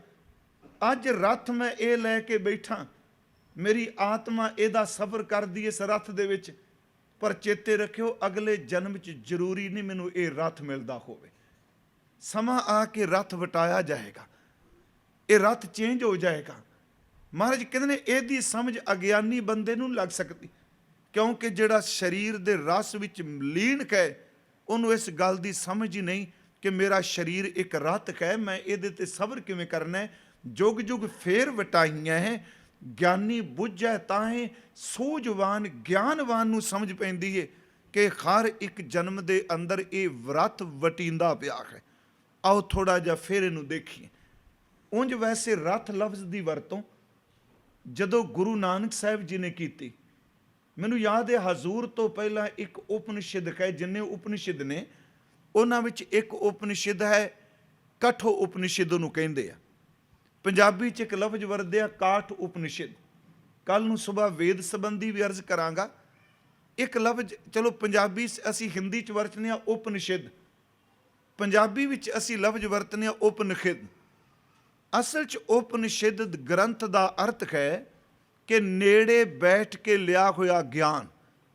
ਉਪਨਿਸ਼ਦ ਦਾ ਆਖਰੀ ਅਰਥ, ਜਿਵੇਂ ਤਲ ਮੰਨ ਲਓ ਇਹ ਵਿਦਿਆਰਥੀ ਤੁਸੀਂ ਪੜ੍ਹਦੇ ਹੋ, ਜਿਹੜੇ ਉਸਤਾਦ ਤੁਹਾਨੂੰ ਪੜ੍ਹਾਉਂਦੇ ਪਏ ਨੇ, ਤੁਸੀਂ ਉਹਨਾਂ ਦੇ ਨੇੜੇ ਬੈਠ ਕੇ ਜਿਹੜਾ ਗਿਆਨ ਲੈਂਦੇ ਹੋ ਨਾ, ਉਹ ਉਪਨਿਸ਼ਦ ਹੈ। ਇਹਦਾ ਅਰਥ ਹੈ ਕਿ ਨੇੜੇ ਬੈਠ ਕੇ ਆਪਣੇ ਉਸਤਾਦ ਤੋਂ ਇਕੱਠਾ ਕੀਤਾ ਹੋਇਆ ਗਿਆਨ। ਜਿਹੜੇ ਉਪਨਿਸ਼ਦ ਨੇ ਇਹ ਰਿਸ਼ੀਆਂ ਦੇ ਵਿਦਿਆਰਥੀਆਂ ਨੇ ਆਪਣੇ ਉਹਨਾਂ ਮਹਾਤਮਾਵਾਂ ਦੇ ਕੋਲ ਬੈਠ ਬੈਠ ਕੇ ਜਿਹੜਾ ਤਤ ਵਸਤੂ ਗਿਆਨ ਲਿਆ, ਉਹਦਾ ਨਾਮ ਰੱਖ ਦਿੱਤਾ ਉਪਨਿਸ਼ਦ। ਤੇ ਉਪਨਿਸ਼ਦਾਂ ਦੀ ਗਿਣਤੀ ਬਹੁਤ ਜ਼ਿਆਦਾ ਹੈ। ਖੈਰ ਮੈਂ ਬੇਨਤੀ ਕਰਾਂਗਾ, ਕਾਠ ਉਪਨਿਸ਼ਦ ਵਿੱਚ ਇਹ ਸਾਡੀ ਬੌਡੀ ਗੱਲ ਬਰੀਕ ਕੇ ਧਿਆਨ ਦਿਓਗੇ ਸਮਝ ਪੈਗੀ। ਮੈਂ ਤਾਂ ਹੀ ਕਿਹਾ ਸੀ ਇਹ 2 ਸ਼ਲੋਕ ਮਹਿੰਗੇ ਨੇ। ਇਹ ਕਥਾ ਕਰਨ ਵਿੱਚ ਵੀ ਸਮਝਣ ਵਿੱਚ ਵੀ ਮਹਿੰਗੇ ਆ, ਪਰ ਆਪਾਂ ਨੂੰ ਯਤਨ ਜ਼ਰੂਰ ਕਰਨਾ ਚਾਹੀਦਾ ਸਮਝਣ ਦੀ। ਕਾਠ ਉਪਨਿਸ਼ਦ ਵਿੱਚ ਰਥ ਦਾ ਜ਼ਿਕਰ ਹੁੰਦਾ ਹੈ। ਇੱਕ ਬੜੀ ਪੁਰਾਣੀ ਕਿਤਾਬ ਹੈ ਨਾਗਸੈਨ ਕ੍ਰਿਤ ਮਿਲਿੰਦ ਪ੍ਰਸ਼ਨ। ਡਾਕਟਰ ਹਰਪਾਲ ਸਿੰਘ ਪੰਨੂ ਹੋਣਾ ਨੇ ਉਹਦਾ ਕੀਤਾ ਤਰਜਮਾ ਵੀ ਕੀਤਾ। ਉਹਦੇ ਵਿੱਚ ਨਾਗਸੈਨ ਨੂੰ ਪੁੱਛਿਆ ਜਾਂਦਾ ਰਥ ਬਾਰੇ। ਮੈਂ ਤੁਹਾਨੂੰ ਦੋਨਾਂ ਦਾ ਜ਼ਿਕਰ ਕਰ ਦੇਣਾ, ਬੜਾ ਸੌਖਾ ਜਿਹਾ, ਕਿਉਂਕਿ ਰਥ ਲਫ਼ਜ਼ ਇੱਥੇ ਵਰਤਿਆ। ਕਾਠ ਉਪਨਿਸ਼ਦ ਵਿੱਚ, ਜਿਹਨੂੰ ਕਠੋ ਉਪਨਿਸ਼ਦ ਆਪਾਂ ਕਹਿੰਦੇ, ਉਹਦੇ ਵਿੱਚ ਕਿਹਾ ਗਿਆ ਹੈ ਕਿ ਮਨੁੱਖ ਦਾ ਸਰੀਰ ਇੱਕ ਰਥ ਹੈ। ਬੇਨਤੀ ਧਿਆਨ ਨਾਲ ਸੁਣਿਓ ਮੇਰੀ। ਮਨੁੱਖ ਦਾ ਸਰੀਰ ਇੱਕ ਰਥ ਹੈ। ਆਤਮਾ ਇਸ ਰਥ ਦੀ ਰਥੀ ਹੈ। ਰਥੀ ਦਾ ਅਰਥ ਹੈ ਜਿਹੜੀ ਸਫ਼ਰ ਕਰ ਰਹੀ ਹੈ। ਸਰੀਰ ਰਥ ਹੈ, ਆਤਮਾ ਇਹਦੇ ਵਿੱਚ ਰਥੀ ਹੈ, ਬੁੱਧੀ ਇਹਦੀ ਸਾਰਥੀ ਹੈ। ਸਾਰਥੀ ਦਾ ਅਰਥ ਆਪਾਂ ਸਮਝੇ ਨਾ, ਰਥ ਨੂੰ ਅੱਗੇ ਚਲਾਉਂਦਾ ਹੈ। ਜਿਵੇਂ ਜੰਗ ਹੁੰਦਾ ਹੈ ਮਹਾਭਾਰਤ ਦਾ, ਅਰਜੁਨ ਜਿਹੜਾ ਉਹ ਰਥੀ ਹੈ ਤੇ ਕ੍ਰਿਸ਼ਨ ਜੀ ਜਿਹੜੇ ਨੇ ਉਹ ਸਾਰਥੀ ਨੇ, ਉਹ ਰਥ ਨੂੰ ਚਲਾਉਂਦੇ ਪਏ ਨੇ। ਫਿਰ ਬੇਨਤੀ ਸੁਣਿਓ, ਰਥ ਦੇ ਅਰਥ ਕੀ ਨੇ ਜੋ ਗੁਰੂ ਨਾਨਕ ਸਾਹਿਬ ਜੀ ਨੇ ਕਿਹਾ। ਮੈਂ ਹੈਰਾਨ ਹੋਇਆ ਕਿ ਕਠੋ ਉਪਨਿਸ਼ਦ ਨੇ ਬੜਾ ਜ਼ੋਰ ਲਾ ਕੇ ਕਿਹਾ ਇਸ ਤਰ੍ਹਾਂ ਰਥ। ਮੇਰੇ ਬਾਬੇ ਨੇ ਸਿਰਫ ਆ 2 ਸ਼ਬਦਾਂ ਦੇ ਵਿੱਚ ਗੱਲ ਮੁਕਾ ਦਿੱਤੀ, ਇੱਕ ਰਥ ਇੱਕ ਰਥਵਾਹ। ਬੜਾ ਕੁਝ ਬਾਣੀ 'ਚ ਮਿਲਦਾ ਹੈ। ਜਿਹੜਾ ਤੁਸੀਂ ਹਿੰਦੂਇਜ਼ਮ ਨੂੰ ਪੜ੍ਹੋ ਤੇ ਕਈ ਗ੍ਰੰਥ ਪੜ੍ਹ ਕੇ ਸਮਝ ਪੈਂਦੀ ਹੈ, ਤੇ ਗੁਰੂ ਗ੍ਰੰਥ ਸਾਹਿਬ ਦੀ ਬਾਣੀ ਦੀ ਇੱਕ ਤੁਕ ਵਿੱਚ ਹੀ ਸਭ ਕੁਝ ਸਮਾਇਆ। ਮੈਂ ਇੱਕ ਵਿੱਚੋਂ ਨਿਕਲ ਕੇ ਤੁਹਾਨੂੰ 2 ਬੇਨਤੀਆਂ ਹੋਰ ਕਰਾਂਗਾ। ਅਸੀਂ ਜਿੰਨੇ ਵੀ ਇਨਸਾਨ ਸਾਡੇ ਬਣੇ 5 ਤੱਤਾਂ ਦੇ ਆ, ਪਰ ਸਾਡੀਆਂ ਸ਼ਕਲਾਂ 'ਚ ਫਰਕ ਹੈ। ਅਸੀਂ ਹਿੰਦੁਸਤਾਨ ਦੇ ਜਿਹੜੇ ਆ ਪੰਜਾਬ ਹਰਿਆਣੇ ਜਿੰਨੇ ਅਸੀਂ ਰਹਿੰਦੇ ਆ, ਸਾਡੀ ਸ਼ਕਲ ਹੋਰ ਹੈ। ਤੁਸੀਂ ਸਾਊਥ ਵੱਲ ਚਲੇ ਜਾਓ, ਉਹਨਾਂ ਦੀ ਸ਼ਕਲ ਹੋਰ ਹੈ, ਸਾਂਵਲਾ ਰੰਗ ਹੈ। ਮਲੇਸ਼ੀਆ ਜਾਈਏ ਜਾਂ ਅਸੀਂ ਚੀਨ ਦੀ ਗੱਲ ਕਰੀਏ, ਨੇਪਾਲ ਦੀ ਕਰੀਏ, ਉਹਨਾਂ ਲੋਕਾਂ ਦੇ ਚਿਹਰੇ ਦੀ ਬਣਤਰ ਕੁਝ ਹੋਰ ਹੈ। ਜਦੋਂ ਅਸੀਂ ਅਫਰੀਕਾ ਵੀ ਜਾਂਦੇ ਹਾਂ, ਉਹਨਾਂ ਦੇ ਚਿਹਰੇ ਦੀ ਬਣਤਰ ਹੋਰ ਹੈ, ਰੰਗ ਹੋਰ ਹੈ। ਅਰਬ ਵਿੱਚ ਜਾਈਏ, ਉਹ ਸਾਡੇ ਨਾਲ ਮੇਲ ਖਾਂਦੇ ਨੇ। ਯੂਰਪ ਵਿੱਚ ਹੋਰ ਬਣਤਰ ਹੈ। ਅਖੀਰ ਤੇ ਸਾਇੰਸ ਨੇ ਕਿਹਾ ਵੀ ਜੋਤ ਇੱਕੋ, ਸਰੀਰ ਦਾ ਖੂਨ ਦਾ ਸਿਸਟਮ ਸਾਰਾ ਅੰਦਰ ਦਾ ਇੱਕੋ। ਇਹ ਸ਼ਕਲਾਂ ਕਿਸ ਤਰ੍ਹਾਂ ਵਾ, ਕਿਸੇ ਦਾ ਨੱਕ ਫੀਨਾ ਬਣ ਗਿਆ, ਕਿਸੇ ਦਾ ਤਿੱਖਾ ਬਣ ਗਿਆ, ਕਿਸੇ ਦੀਆਂ ਅੱਖਾਂ ਮੋਟੀਆਂ, ਕਿਸੇ ਦੀਆਂ ਵਿੱਚ ਵੜੀਆਂ। ਇਹ ਕੀ ਖੇਡ? ਚਲੋ ਇੱਕ ਅੱਧੇ ਦੀ ਹੋਵੇ ਤਾਂ। ਹੁਣ ਤੁਸੀਂ ਚਾਈਨਾ ਦੇ ਲੋਕ ਦੇਖੋ, ਉਹਨਾਂ ਦੀ ਬਣਤਰ ਕੀ। ਇੱਥੇ ਫਿਰ ਖੋਜ ਸ਼ੁਰੂ ਹੋਈ, ਡਿਸਕਵਰੀ ਨੇ ਬੜੇ ਸਾਲ ਲਾਏ। ਉਹਨਾਂ ਨੇ ਕਿਹਾ ਵੀ ਇਹ ਕਾਰਨ ਕੀ ਕਿ ਇਹ ਖੂਨ ਇੱਕ ਜਿਹਾ, ਅੰਦਰ ਦੇ ਇੰਟਰਨਲ ਪਾਰਟ ਜਿਹੜੇ ਨੇ ਬਾਡੀ ਦੇ ਸਭ ਦੇ ਇੱਕੋ ਜਿਹੇ, ਪਰ ਇਹ ਬਾਹਰ ਸ਼ਕਲ ਢਾਂਚੇ 'ਚ ਕਿਉਂ ਫਰਕ ਪੈ ਗਿਆ। ਉਹਨਾਂ ਨੇ ਅਖੀਰ ਤੇ ਗੱਲ ਕਹੀ ਵੀ ਇਹ ਸਾਰਾ ਅਸਰ ਕਲਾਈਮੇਟ ਦਾ ਹੈ। ਜਿਹੋ ਜਿਹਾ ਮੌਸਮ ਹੁੰਦਾ ਹੈ, ਜਿਹੋ ਜਿਹਾ ਉੱਥੋਂ ਦਾ ਜਲਵਾਯੂ ਹੁੰਦਾ ਹੈ, ਉਹ ਜੀ ਬਣਤਰ ਬਣ ਜਾਂਦੀ ਹੈ। ਬੜਾ। ਤੇ ਜਦੋਂ ਇੱਕ ਦਿਨ ਗੁਰੂ ਗ੍ਰੰਥ ਸਾਹਿਬ ਦਾ ਪਾਠ ਕੀਤਾ ਤੇ ਮਹਾਰਾਜ ਨੇ ਇੱਕ ਤੁਕ 'ਚ ਗੱਲ ਮੁਕਾ ਦਿੱਤੀ। ਹਜ਼ੂਰ ਨੇ ਸ਼ਬਦ ਕਹਿ ਗੁਰੂ ਗ੍ਰੰਥ ਸਾਹਿਬ ਦੀ ਬਾਣੀ 'ਚ, ਮਹਾਰਾਜ ਕਹਿੰਦੇ ਨੇ ਕਿ ਜਿਹੋ ਜੀ ਰੁੱਤ ਹੋਵੇਗੀ, ਜਿਹੋ ਜੀ ਜਲਵਾਯੂ ਹੋਵੇਗਾ, ਜਿਹੀ ਰੁੱਤ ਕਾਇਆ ਸੁਖ ਤੇਹਾ ਤੇਹੋ ਜਿਹੀ ਦੇਹੀ। ਫਿਰ ਬੇਨਤੀ ਸੁਣੋ, ਜਿਹੋ ਜਿਹਾ ਜਲਵਾਯੂ ਹੋਵੇਗਾ, ਜਿਹੀ ਰੁੱਤ ਜਲਵਾਯੂ ਹੋ ਗਿਆ, ਕਾਇਆ ਸੁਖ ਤੇਹਾ ਉਹੋ ਜੀ ਬਾਡੀ ਮਹਿਸੂਸ ਕਰੇਗੀ। ਮਹਾਰਾਜ ਕਹਿੰਦੇ ਬਾਡੀ ਦੀ ਬਣਤਰ ਵੀ ਉਸ ਤਰ੍ਹਾਂ ਬਣ ਜਾਏਗੀ ਜਿਹੋ ਜਿਹਾ ਉਹ ਜਲਵਾਯੂ ਹੁੰਦਾ, ਪੌਣ ਪਾਣੀ ਹੁੰਦਾ। ਜਿਹੀ ਰੁੱਤ ਕਾਇਆ ਸੁਖ ਤੇਹਾ ਤੇਹੋ ਜਿਹੀ ਦੇਹੀ। ਅਸੀਂ ਇੱਕ ਪੜ੍ਹਨੇ ਆ ਹੋਰ ਘਟਨਾ ਕਿ ਪਾਂਡਵ ਪਾਣੀ ਪੀਣ ਜਾਂਦੇ ਨੇ। ਮੈਂ ਕਹਾਣੀ ਨਹੀਂ ਸੁਣਾ ਰਿਹਾ, ਮੈਂ ਸਿਰਫ ਬੇਨਤੀ ਕਰ ਰਿਹਾ ਗੁਰੂ ਗ੍ਰੰਥ ਸਾਹਿਬ ਨੂੰ ਪੜ੍ਹਨ ਵਾਲਿਓ, ਜਿਹਨੂੰ ਗੁਰੂ ਗ੍ਰੰਥ ਸਾਹਿਬ ਦੀ ਸਮਝ ਪੈ ਗਈ, ਚੇਤੇ ਰੱਖਿਓ, ਉਹਨੂੰ ਸੰਸਾਰ ਦੀ ਤੱਤ ਦੀ ਸਮਝ ਪੈ ਗਈ ਕਿ ਤੱਤ ਕੀ ਹੈ। ਪਾਂਡਵ ਪਾਣੀ ਪੀਣ ਜਾਂਦੇ ਨੇ। ਜਗ ਸਵਾਲ ਕਰਦਾ, ਉਹ ਉੱਤਰ ਨਹੀਂ ਦੇ ਸਕਦੇ, ਪਰ ਯੁਧਿਸ਼ਟਰ ਅਖੀਰ ਤੇ ਉੱਤਰ ਦਿੰਦਾ। ਜਕਸ਼ ਇੱਕ ਗੱਲ ਪੁੱਛਦਾ, ਮੈਨੂੰ ਦੱਸ ਕਿ ਦੁਨੀਆ ਵਿੱਚ ਸਭ ਤੋਂ ਹੈਰਾਨੀਜਨਕ ਬਾਤ ਕੀ ਹੈ। ਚੇਤੇ ਰੱਖਿਓ, ਮੈਂ ਇੱਕ ਰਥ ਇੱਕ ਰਥਵਾਹ ਤੋਂ ਦੂਰ ਨਹੀਂ ਜਾਵਾਂਗਾ। ਸਭ ਤੋਂ ਹੈਰਾਨੀਜਨਕ ਬਾਤ ਕੀ ਹੈ?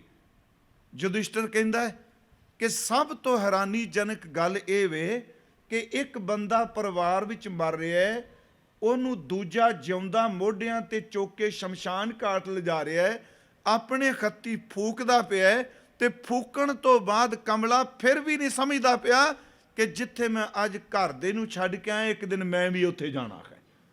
ਉਹ ਸਮਝਦਾ ਮੈਂ ਜੇ ਰਹਿਣਾ ਹੈ। ਮੈਂ ਉਹ ਸੁਣਿਆ ਤੇ ਮੈਨੂੰ ਫਿਰ ਸਤਿਗੁਰੂ ਗੁਰੂ ਤੇਗ ਬਹਾਦਰ ਦਾ ਬਚਨ ਚੇਤੇ ਆਇਆ, ਸਾਧੋ ਰਚਨਾ ਰਾਮ ਬਣਾਈ, ਇੱਕ ਬਿਰਸ ਹੈ ਇੱਕ ਅਸਤਰ ਮਨ ਹੈ। ਇੱਕ ਮਰ ਰਿਹਾ, ਦੂਜਾ ਸਮਝਦਾ ਮੈਂ ਜੇ ਜਾਣਾ ਨਹੀਂ। ਸਾਧੋ ਰਚਨਾ ਰਾਮ ਬਣਾਈ, ਇੱਕ ਬਿਰਸ ਹੈ ਇੱਕ ਅਸਤਰ ਮਨ ਹੈ, ਅਚਰਜ ਲਖਿਓ ਨਾ ਜਾਈ। ਫਿਰ ਬੇਨਤੀ ਸੁਣੋ ਕਿ 61 ਉਪਨਿਸ਼ਦ ਨੇ, ਕਿਉਂਕਿ ਉਹਦੇ ਨਾਲ ਥੋੜੇ ਜਿਹੇ ਅਰਥ ਕਰ ਸਕਾਂਗਾ ਮੈਂ। ਜੋ ਬੋਧਿਜ਼ਮ ਦਾ ਗ੍ਰੰਥ ਹੈ ਮਿਲਿੰਦ ਪ੍ਰਸ਼ਨ, ਉਹਦੇ ਨਾਲ ਇਹਦੇ ਅਰਥ ਨਹੀਂ ਟੁਕਣਗੇ, ਕਿਉਂਕਿ ਉਹਨੂੰ ਨਾਗਸੈਨ ਨੂੰ ਮੈਂ ਚਲੋ ਕਹਿ ਦੇਣਾ ਮਿਲਿੰਦ ਰਾਜਾ ਹੈ, ਉਹ ਬੋਧੀ ਨਾਗਸੈਨ ਨੂੰ ਪੁੱਛਦਾ ਹੈ ਵੀ ਆਤਮਾ ਕਿੱਥੇ ਹੈ। ਉਹ ਕਹਿੰਦਾ ਆ ਰੱਥ ਹੈ। ਉਹ ਰੱਥ ਦੀ ਲੱਕੜ ਨੂੰ ਡੰਡਿਆਂ ਨੂੰ ਹੱਥ ਲਾ ਕੇ ਕਹਿੰਦਾ ਇਹ ਰੱਥ ਹੈ। ਉਹ ਕਹਿੰਦਾ ਇਹ ਰੱਥ ਨਹੀਂ, ਇਹ ਤਾਂ ਡੰਡਾ ਹੈ ਰੱਥ ਦਾ। ਉਹ ਪਹੀਏ ਨੂੰ ਹੱਥ ਲਾ ਕੇ ਕਹਿੰਦਾ ਇਹਦਾ ਨਾਮ ਰੱਥ ਹੈ। ਕਹਿੰਦਾ ਇਹ ਵੀ ਰੱਥ ਨਹੀਂ। ਉਹ ਪਹੀਆ ਜਿਸ ਧੁਰੇ ਦੇ ਦੁਆਲੇ ਘੁੰਮਦਾ ਉਹਨੂੰ ਹੱਥ ਲਾ ਕੇ ਕਹਿੰਦਾ ਇਹ ਰੱਥ ਹੈ। ਕਹਿੰਦਾ ਇਹ ਤੇ ਧੁਰਾ ਹੈ। ਉਹ ਇੱਕ ਇੱਕ ਚੀਜ਼ ਦੱਸਦਿਆਂ ਕਹਿੰਦਾ ਮੈਨੂੰ ਅਖੀਰ ਤੇ 10 ਰੱਥ ਹੈ ਕਿੱਥੇ। ਉਹ ਸਿੱਧ ਕਰਦਾ ਵੀ ਪਰਮਾਤਮਾ ਬਾਰੇ। ਪਰ ਜੋ ਬੇਨਤੀ ਕਰਾਂਗਾ 61 ਉਪਨਿਸ਼ਦ ਚ ਕਿਹਾ ਗਿਆ ਕਿ ਸਰੀਰ ਸਾਡਾ ਇੱਕ ਰੱਥ ਹੈ, ਆਤਮਾ ਇਹਦਾ ਰਥੀ ਹੈ। ਆਤਮਾ ਨੇ ਇਹਦੇ ਤੇ ਸਫ਼ਰ ਕਰਨਾ ਹੈ। ਉਸ ਤੋਂ ਬਾਅਦ ਇਹਦੀ ਬੁੱਧੀ ਸਾਰਥੀ ਹੈ, ਬੁੱਧੀ ਇਸ ਰੱਥ ਨੂੰ ਹੱਕਦੀ ਹੈ।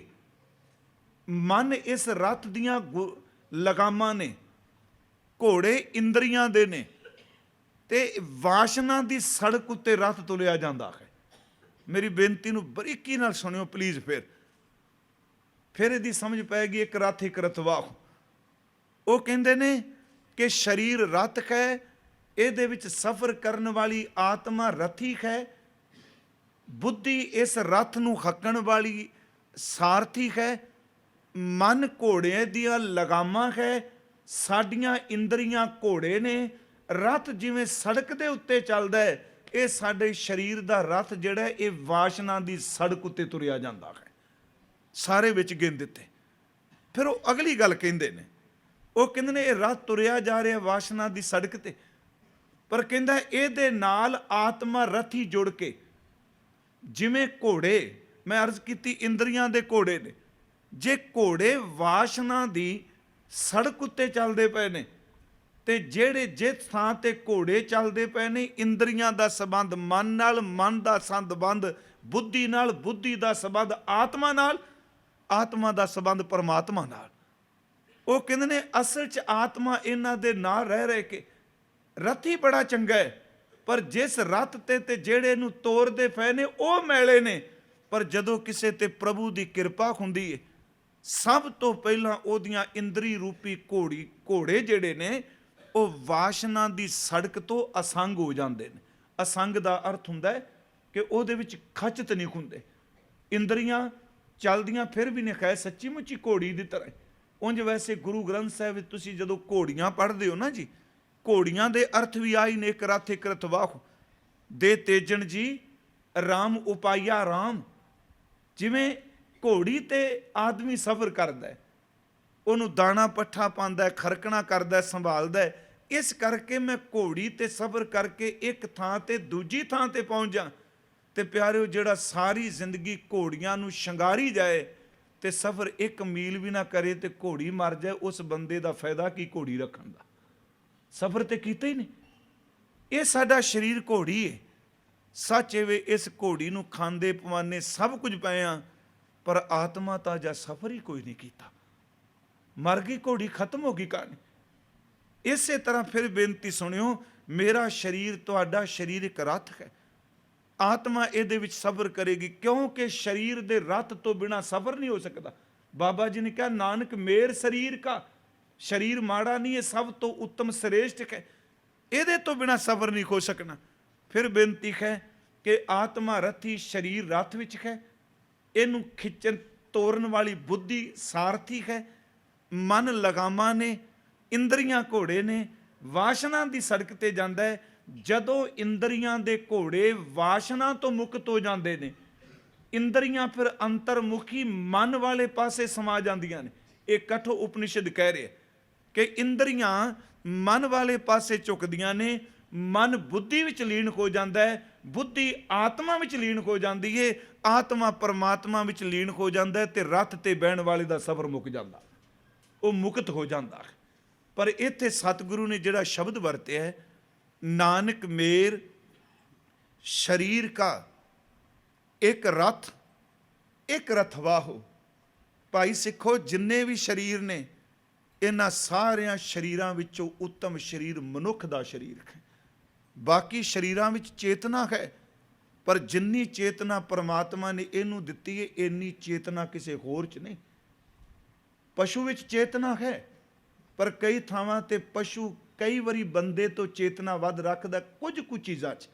ਜਿਵੇਂ ਕੁੱਤਾ ਹੈ, ਉਹਨੂੰ ਰੱਬ ਨੇ ਇੱਕ ਅੰਦਰ ਦੀ ਚੇਤਨਾ ਦਿੱਤੀ ਹੈ, ਉਹਦੇ ਕੋਲ ਸੁੰਘਣ ਦੀ ਸ਼ਕਤੀ ਹੈ। ਜਿੰਨੀ ਮਰਜ਼ੀ ਬੰਦੇ ਨੇ ਬਿਜਲਾਈ ਤੌਰ ਤੇ, ਇਲੈਕਟ੍ਰੋਨਿਕ ਤੌਰ ਤੇ ਤਰੱਕੀ ਕਰ ਲਈ, ਅੱਜ ਵੀ ਬਾਹਰਲੇ ਮੁਲਕਾਂ 'ਚ ਜਾਓ, ਟੈਚੀਆਂ ਜਿਹੜੇ ਕੁੱਤੇ ਨੂੰ ਲੈ ਕੇ ਤੁਰੇ ਫਿਰਦੇ ਨੇ, ਦਾ ਮਤਲਬ ਜਿਹੜਾ ਮਸ਼ੀਨ ਨੂੰ ਸਮਝ ਨਹੀਂ ਪੈਂਦੀ, ਉਹ ਕੁੱਤੇ ਨੂੰ ਪੈ ਸਕਦੀ ਹੈ। ਉਹ ਕੁੱਤਾ ਸੁੰਘਦਾ ਉਹਨਾਂ ਚੀਜ਼ਾਂ ਨੂੰ, ਦੇਖਦਾ ਹੈ। ਪਰ ਜਿਹੜੀ ਪਰਮਾਤਮਾ ਨਾਲ ਮਿਲਣ ਦੀ ਸੱਤਿਆ ਚੇਤਨਾ ਹੈ, ਜਿੰਨੀ ਇਨਸਾਨੀ ਜਾਮੇ 'ਚ ਇੰਨੀ ਕਿਸੇ 'ਚ ਨਹੀਂ।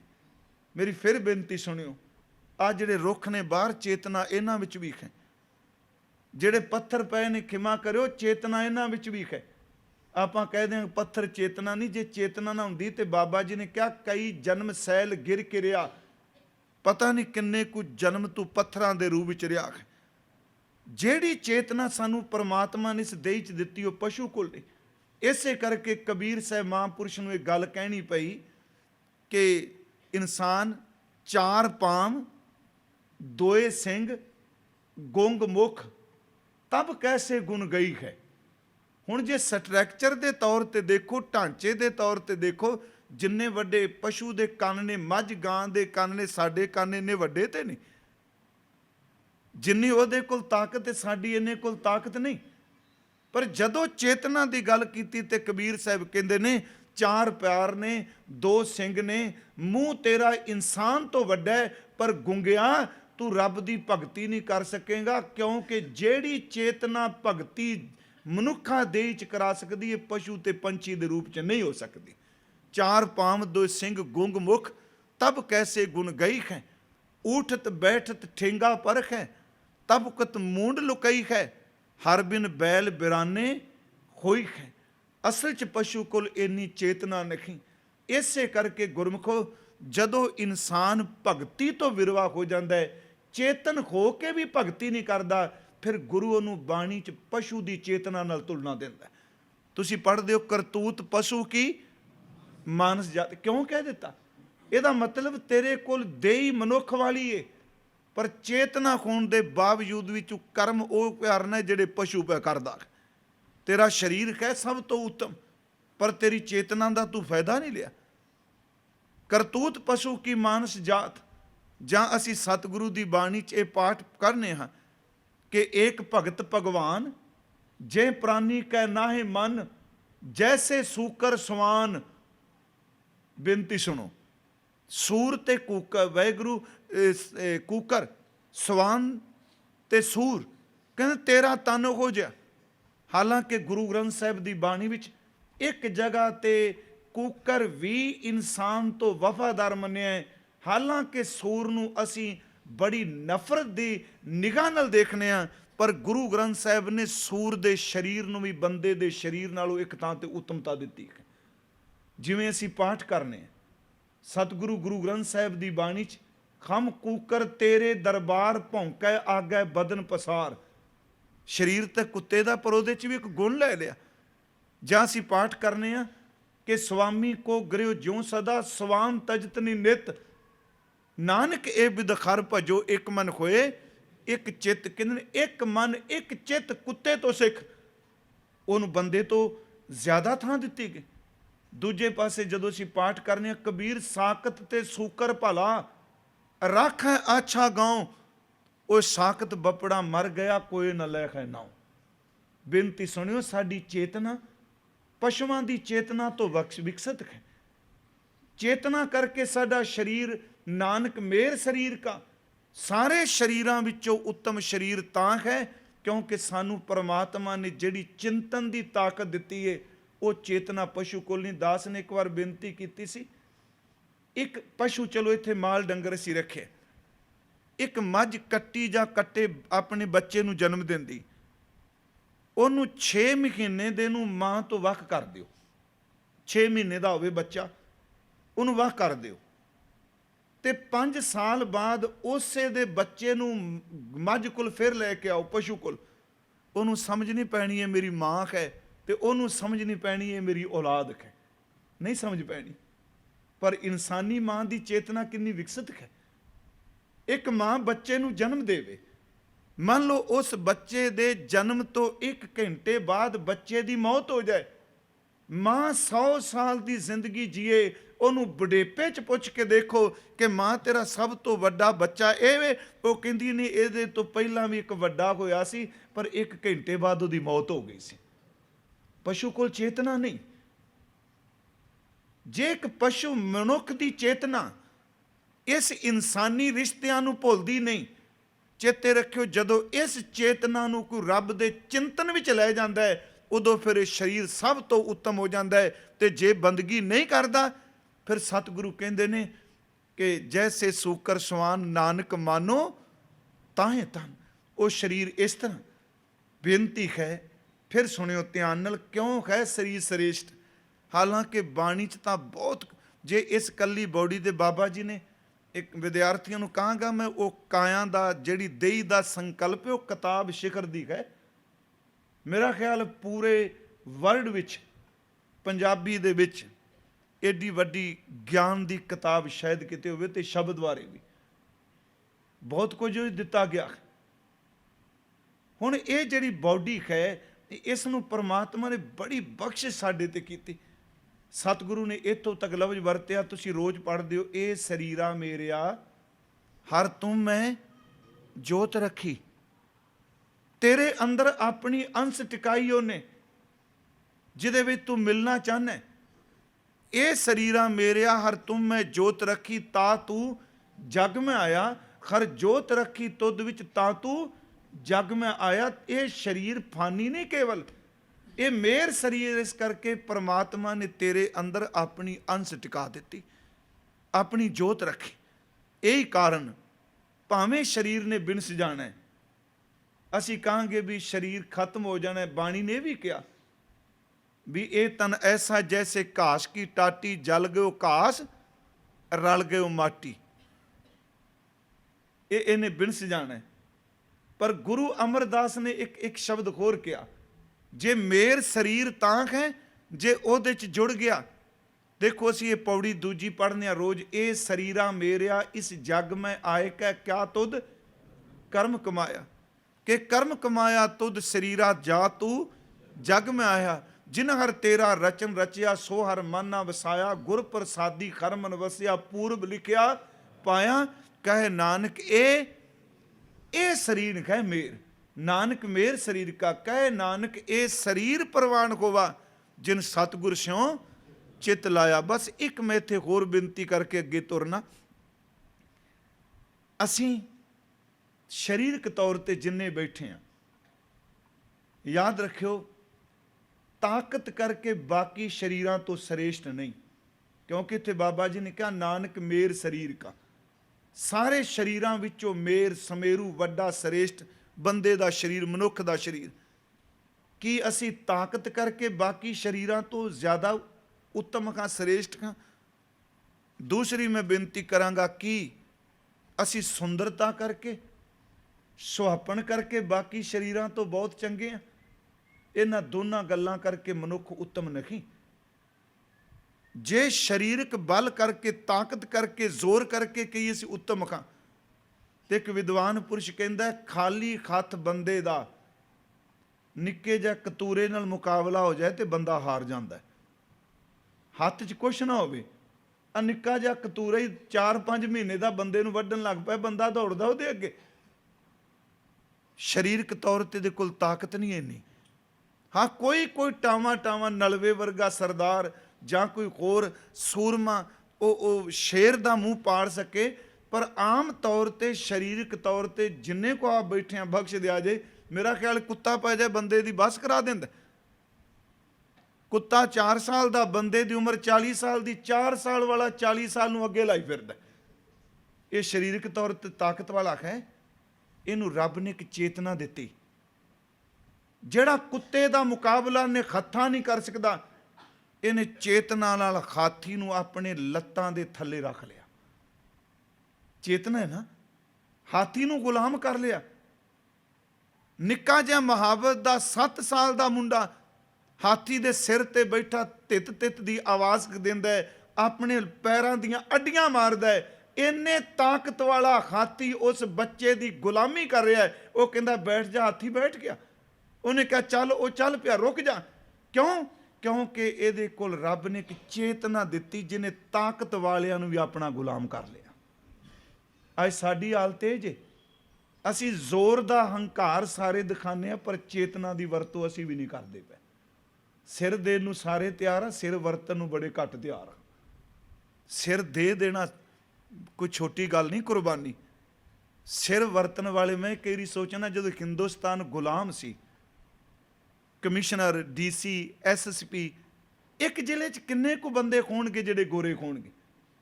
ਇਸ ਤਰ੍ਹਾਂ ਹੈ ਨਾ, 15, 20, 100 ਬੰਦਾ ਤੁਸੀਂ ਲਾ ਲਓ। ਚਲੋ ਮੈਂ ਸਿੱਧੀ ਜੀ ਗੱਲ ਕਰ ਰਿਹਾ, ਗਿਣਤੀ ਮਿੰਤੀ।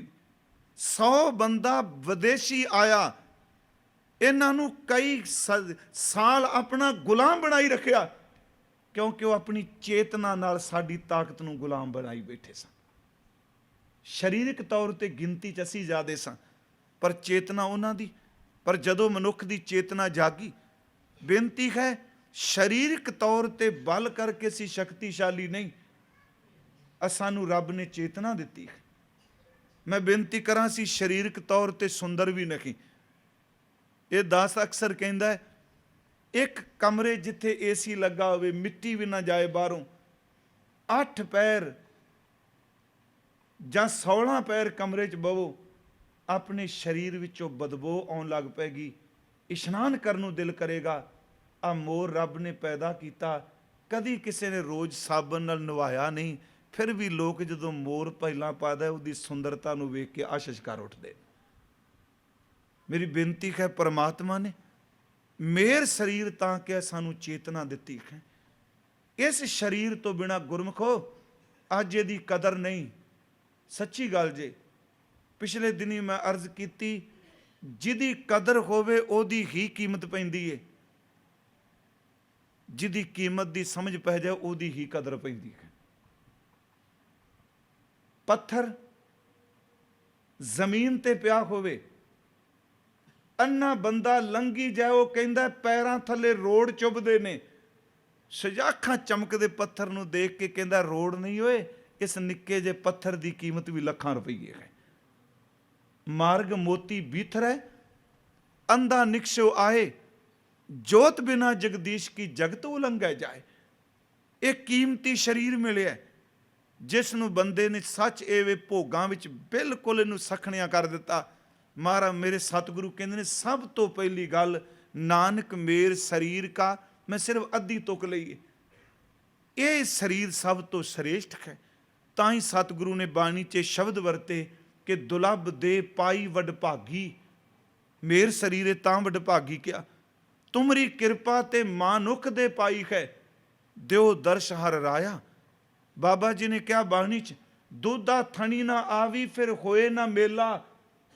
ਆਹ ਜਿਹੜਾ ਸਰੀਰ ਮਿਲਿਆ ਪਿਆਰਿਆ, ਇੱਕ ਵਾਰੀ ਥਣਾ 'ਚ ਦੁੱਧ ਚੋਦੀਏ ਤੇ ਦੁਬਾਰਾ ਥਣ 'ਚ ਨਹੀਂ ਜਾਂਦਾ। ਜਿਹੜਾ ਵਕਤ ਸਮਾਂ ਸਰੀਰ ਮਿਲਿਆ, ਇਹਨੇ ਦੁਬਾਰਾ ਮਿਲਣਾ ਨਹੀਂ। ਕਬੀਰ ਮਾਨਸ ਜਨਮ ਦੁਲੰਭ ਹੈ, ਹੋਏ ਨਾ ਬਾਰੈ ਬਾਰ, ਜਿਉ ਬਨ ਫਲ ਪਾਕੇ ਭੂਏ ਗਿਰੈ, ਬੌਰ ਨਾ ਲਾਗੈ ਡਾਰ। ਮਹਾਰਾਜ ਕਹਿੰਦੇ ਨੇ, ਇਸ ਧਰਤੀ ਮੈਂ ਤੇਰੀ ਸਿਕਦਾਰੀ, ਅਵਰ ਜੋਨ ਤੇਰੀ ਪਨਖਾਰੀ। ਸਭ ਤੋਂ ਪਹਿਲੀ ਬੇਨਤੀ, ਜਿਹੜੀ ਜੂਨ ਸਾਨੂੰ ਦਿੱਤੀ ਹੈ ਪਰਮਾਤਮਾ ਨੇ, ਇਹ ਬਾਕੀ ਸਰੀਰਾਂ ਵਿੱਚੋਂ ਸਭ ਤੋਂ ਸ੍ਰੇਸ਼ਟ ਹੈ। ਪਰ ਮੈਂ ਕਈ ਵਾਰੀ ਸੋਚਣਾ, ਜਿੰਨਾ ਬੰਦਾ ਇਹਦੇ ਤੋਂ ਦੁਖੀ ਦੇ, ਬਾਕੀ ਜੂਨਾਂ ਇੰਨੀਆਂ ਦੁਖੀ ਨਹੀਂ। ਬੜਾ ਦੁਖੀ, ਬੜਾ ਕਲਪਿਆ ਬੈਠਾ। ਸਾਰੇ ਸੀ ਸ਼ਾਮਲਾਂ ਵਿੱਚ। ਅੱਜ ਤੀਕਰਾਂ ਕੁੱਤੇ ਨੂੰ ਜਿੰਨੀ ਮਰਜ਼ੀ ਭੈੜੀ ਬਿਮਾਰੀ ਲੱਗ ਜਾਏ, ਉਹ ਕਦੀ ਬਿਜਲੀ ਨੂੰ ਮੂੰਹ ਪਾ ਕੇ ਮਰਦਾ ਨਹੀਂ ਜੇ। ਕਦੀ ਸੁਸਾਈਡ ਕਰਦਾ ਕੁੱਤਾ ਦੇਖਿਆ? ਸੱਪ ਕਿੰਨਾ ਜ਼ਹਿਰੀਲਾ ਹੈ, ਜ਼ਹਿਰ ਭੋਗੀ ਜਾਏਗਾ, ਆਪਣੇ ਆਪ ਮਰਦਾ ਨਹੀਂ। ਬਾਕੀ ਮੇਰਾ ਖਿਆਲ ਹੈ ਕੋਈ ਜੂਨ ਜਿਹਨੂੰ ਸਰੀਰ ਮਿਲਿਆ ਉਹ ਸੰਤੁਸ਼ਟ ਰਹਿ ਕੇ ਭਾਵੇਂ ਜਿੰਨੀ ਮਰਜ਼ੀ ਪੀੜਾ ਹੈ, ਉਹ ਜੇ ਦਿਨ ਬਤੀਤ ਕਰਦਾ, ਚੰਗਾ ਭਲਾ ਖਾਂਦਾ ਪੈਂਦੀ, ਪੱਖੇ ਨੂੰ ਲਫਾ ਲੈਣ ਲੱਗ ਪੈਂਦਾ ਹੈ ਸਭ ਤੋਂ ਸ੍ਰੇਸ਼ਟ। ਪਰ ਕਮਲਾ ਵੀ ਬੜਾ ਹੈ, ਇਹ ਸੰਤੁਸ਼ਟ ਕੋਈ ਨਹੀਂ, ਇਹਨੂੰ ਅੰਦਰ ਦਾ ਸਬਰ ਕੋਈ ਨਹੀਂ। ਮਹਾਰਾਜ ਕਹਿੰਦੇ ਨਾਨਕ ਮੇਰ ਸਰੀਰ ਕਾ, ਇਹ ਸਰੀਰ ਬੜਾ ਕੀਮਤੀ ਹੈ, ਇਹਨੂੰ ਨਿੰਦੋ ਨਾ। ਮੈਂ ਤਾਂ ਉਸ ਕਿਤਾਬ ਦਾ ਹਵਾਲਾ ਦਿੱਤਾ ਸੀ ਕਿਉਂਕਿ ਸਾਡਾ ਜ਼ੋਰ ਲੱਗਾ ਦੇ ਤਾਰੀ ਦੇ ਤਾਰੀ ਦੇ ਤਾਰੀ। ਮੈਂ ਕਹਿੰਦਾ ਬੜੀ ਚੰਗੀ ਗੱਲ, ਆਦਿ ਕਾਲ ਤੋਂ ਸ਼ਬਦ ਪ੍ਰਧਾਨ ਹੈ, ਪਰ ਚੇਤੇ ਰੱਖਿਓ ਸ਼ਬਦ ਵੀ ਉਨੀ ਦੇਰ ਤੱਕ ਨਹੀਂ ਕਮਾਇਆ ਜਾਣਾ ਜਿੰਨੀ ਦੇਰ ਤੱਕ ਦੇਹ ਤੁਹਾਡੇ ਕੋਲ ਨਹੀਂ। ਆਤਮਾ ਬੋਡੀ ਤੋਂ ਬਿਨਾ ਤਰੱਕੀ ਨਹੀਂ ਕਰ ਸਕਦੀ। ਇਸੇ ਕਰਕੇ ਗੁਰੂ ਨੇ ਕਿਹਾ ਜਿਹੜੇ ਦੇਵ ਮੰਡਲਾਂ ਵਿੱਚ ਰਹਿੰਦੇ ਨੇ ਉਹ ਵੀ ਕਹਿੰਦੇ ਸਾਨੂੰ ਦੇਹੀ ਮਿਲ ਜਾਏ। ਇਸ ਦੇਹੀ ਕੋ ਸਿਮਰੈ ਦੇਵ, ਹਾਲਾਂਕਿ ਸਿਮਰਨ ਪਰਮਾਤਮਾ ਦਾ ਕਰਨਾ ਹੈ, ਪਰ ਦੇਹ ਪੁਰਸ਼ ਇਸ ਦੇਹੀ ਕੋ ਸਿਮਰੈ ਦੇਵ ਸੋ ਦੇਹੀ ਭਜ ਹਰ ਕੀ ਸੇਵ। ਪਹਿਲੀ ਬੇਨਤੀ ਨਾਨਕ ਮੇਰ ਸਰੀਰ ਕਾ, ਜਿੰਨੇ ਸਰੀਰ ਨੇ ਸਾਰੇ ਸਰੀਰਾਂ ਤੋਂ ਸ੍ਰੇਸ਼ਟ ਉੱਤਮ ਮਾਨਵ ਦੇਹੀ ਹੈ। ਅਗਲਾ ਬਚਨ, ਇੱਕ ਰਥ ਇੱਕ ਰਥਵਾਹ। ਇੱਕ ਤਾਂ ਹੋ ਗਿਆ ਰਥ, ਤੇ ਦੂਸਰਾ ਸ਼ਬਦ ਵਰਤਿਆ ਰਥਵਾਹ। ਰਥਵਾਹ ਦਾ ਅਰਥ ਇਹ ਕਰਾਂਗੇ ਜੀ ਰਥ ਚਲਾਉਣ ਵਾਲਾ, ਪਰ ਮੈਂ ਇੱਥੇ ਅਰਥ ਕਰਨ ਲੱਗਾ ਕਿ ਸਾਡੇ ਇਹ ਕੀ ਰਥ ਤੇ ਰਥ ਚਲਾਉਣ ਵਾਲਾ ਕੌਣ ਹੈ। ਭਾਵਾਂ ਕਿ ਮੈਂ ਉਸ ਉਪਨਿਸ਼ਦ ਦਾ ਹਵਾਲਾ ਦੇ ਦਿੱਤਾ ਜਿਹਦੇ ਵਿੱਚ ਸਾਡੀਆਂ ਇੰਦਰੀਆਂ ਨੂੰ ਘੋੜੇ ਗਿਆ, ਬੁੱਧੀ ਨੂੰ ਸਾਰਥੀ ਕਿਹਾ, ਰਥ ਚਲਾਉਣ ਵਾਲਾ। ਇੱਥੇ ਮੈਨੂੰ ਯਾਦ ਹੈ ਸ਼੍ਰੀਮਾਨ ਭਾਈ ਵੀਰ ਸਿੰਘ ਉਹਨਾਂ ਦੀ ਇਹ ਗੱਲ ਧਿਆਨ ਨਾਲ ਸੁਣਿਓ। ਉਹਨਾਂ ਜਦੋਂ ਇਹਦੇ ਅਰਥ ਕੀਤੇ, ਉਹ ਕਹਿੰਦੇ ਨੇ ਸਾਡੇ ਇਸ ਸਰੀਰ ਦੇ ਅੰਦਰ ਫੁਰਨਿਆਂ ਦੀ ਇੱਕ ਗੰਢ ਹੈ, ਜਿਹਨੂੰ ਆਪਾਂ ਮਨ ਸ਼ਬਦ ਵੀ ਨੇੜੇ ਨੇੜੇ ਦੇ ਟੁਕਦੇ ਨੇ। ਉਹ ਫੁਰਨਿਆਂ ਦੀ ਗੰਢ ਜਿਹਨੂੰ ਖਿਆਲ ਤੁਸੀਂ ਕਹਿੰਦੇ ਹੋ, ਉਹ ਚੰਗੇ ਆਦਰਸ਼ ਵੀ ਸਿਰਜਦੇ ਨੇ, ਪਰ ਉਸ ਦੇ ਬਾਵਜੂਦ ਵੀ ਇਸ ਸਰੀਰ ਨੇ ਸਫਰ ਕਰਨਾ ਹੈ। ਪਰ ਜਿਹੋ ਜਿਹਾ ਸਾਡੇ ਅੰਦਰ ਫੁਰਨਾ ਇਸ ਰਥ ਨੂੰ ਚਲਾਏਗਾ, ਚੇਤੇ ਰੱਖਿਓ ਇਸ ਫੁਰਨੇ ਨਾਲ ਰਥ ਨੇ ਚੇਂਜ ਹੋ ਕੇ ਅਗਲਾ ਰੂਪ ਧਾਰਨ ਕਰ ਲੈਣਾ ਹੈ। ਹਾਲਾਂਕਿ ਸਤਿਗੁਰੂ ਨੇ ਬਾਕੀ ਯੁੱਗਾਂ ਦਾ ਜ਼ਿਕਰ ਕੀਤਾ ਅੱਗੇ, ਕਿਹੜੇ ਕਿਹੜੇ ਯੁੱਗ ਵਿੱਚ ਕਿਵੇਂ ਰਥ ਤੇ ਕਿਹੋ ਜਿਹਾ ਲੋਕ ਸਨ। ਮੇਰੀ ਬੇਨਤੀ ਹੈ ਕਿ ਇਹਨੂੰ ਧਿਆਨ ਨਾਲ ਸੁਣੋ। ਫਿਰ ਇਹ ਰਥ ਮੈਨੂੰ ਤੁਹਾਨੂੰ ਮਿਲਿਆ, ਇਹਨੇ ਟੁੱਟਣਾ ਹੈ। ਅੱਜ ਮੈਂ ਬੈਠਾ, ਮੇਰੇ ਮਾਂ, ਮੇਰੇ ਭਰਾ, ਮੇਰੇ ਬੱਚੇ, ਮੇਰੇ ਸਭ ਕੁਝ, ਤੁਹਾਡੇ ਸਭ ਕੁਝ ਸਿਸਟਮ, ਇਹ ਜਿਹੜਾ ਰਥ ਅੱਜ ਮੈਨੂੰ ਮਿਲਿਆ, ਤੁਹਾਨੂੰ ਮਿਲਿਆ, ਇਹ ਪਹਿਲਾਂ ਇਸ ਰੂਪ 'ਚ ਨਹੀਂ ਸੀ। ਇਹ ਰੂਪ ਵਟਾ ਵਟਾ ਕੇ ਹੁੰਦਾ ਹੈ। ਪਰ ਜਿਹੜਾ ਅੰਦਰ ਰਥੀ ਹੈ, ਜਿਹਨੂੰ ਆਤਮਾ ਕਹਿੰਦੇ ਆ, ਉਹ ਅੰਦਰ ਸਬਰ ਕਰ ਰਿਹਾ।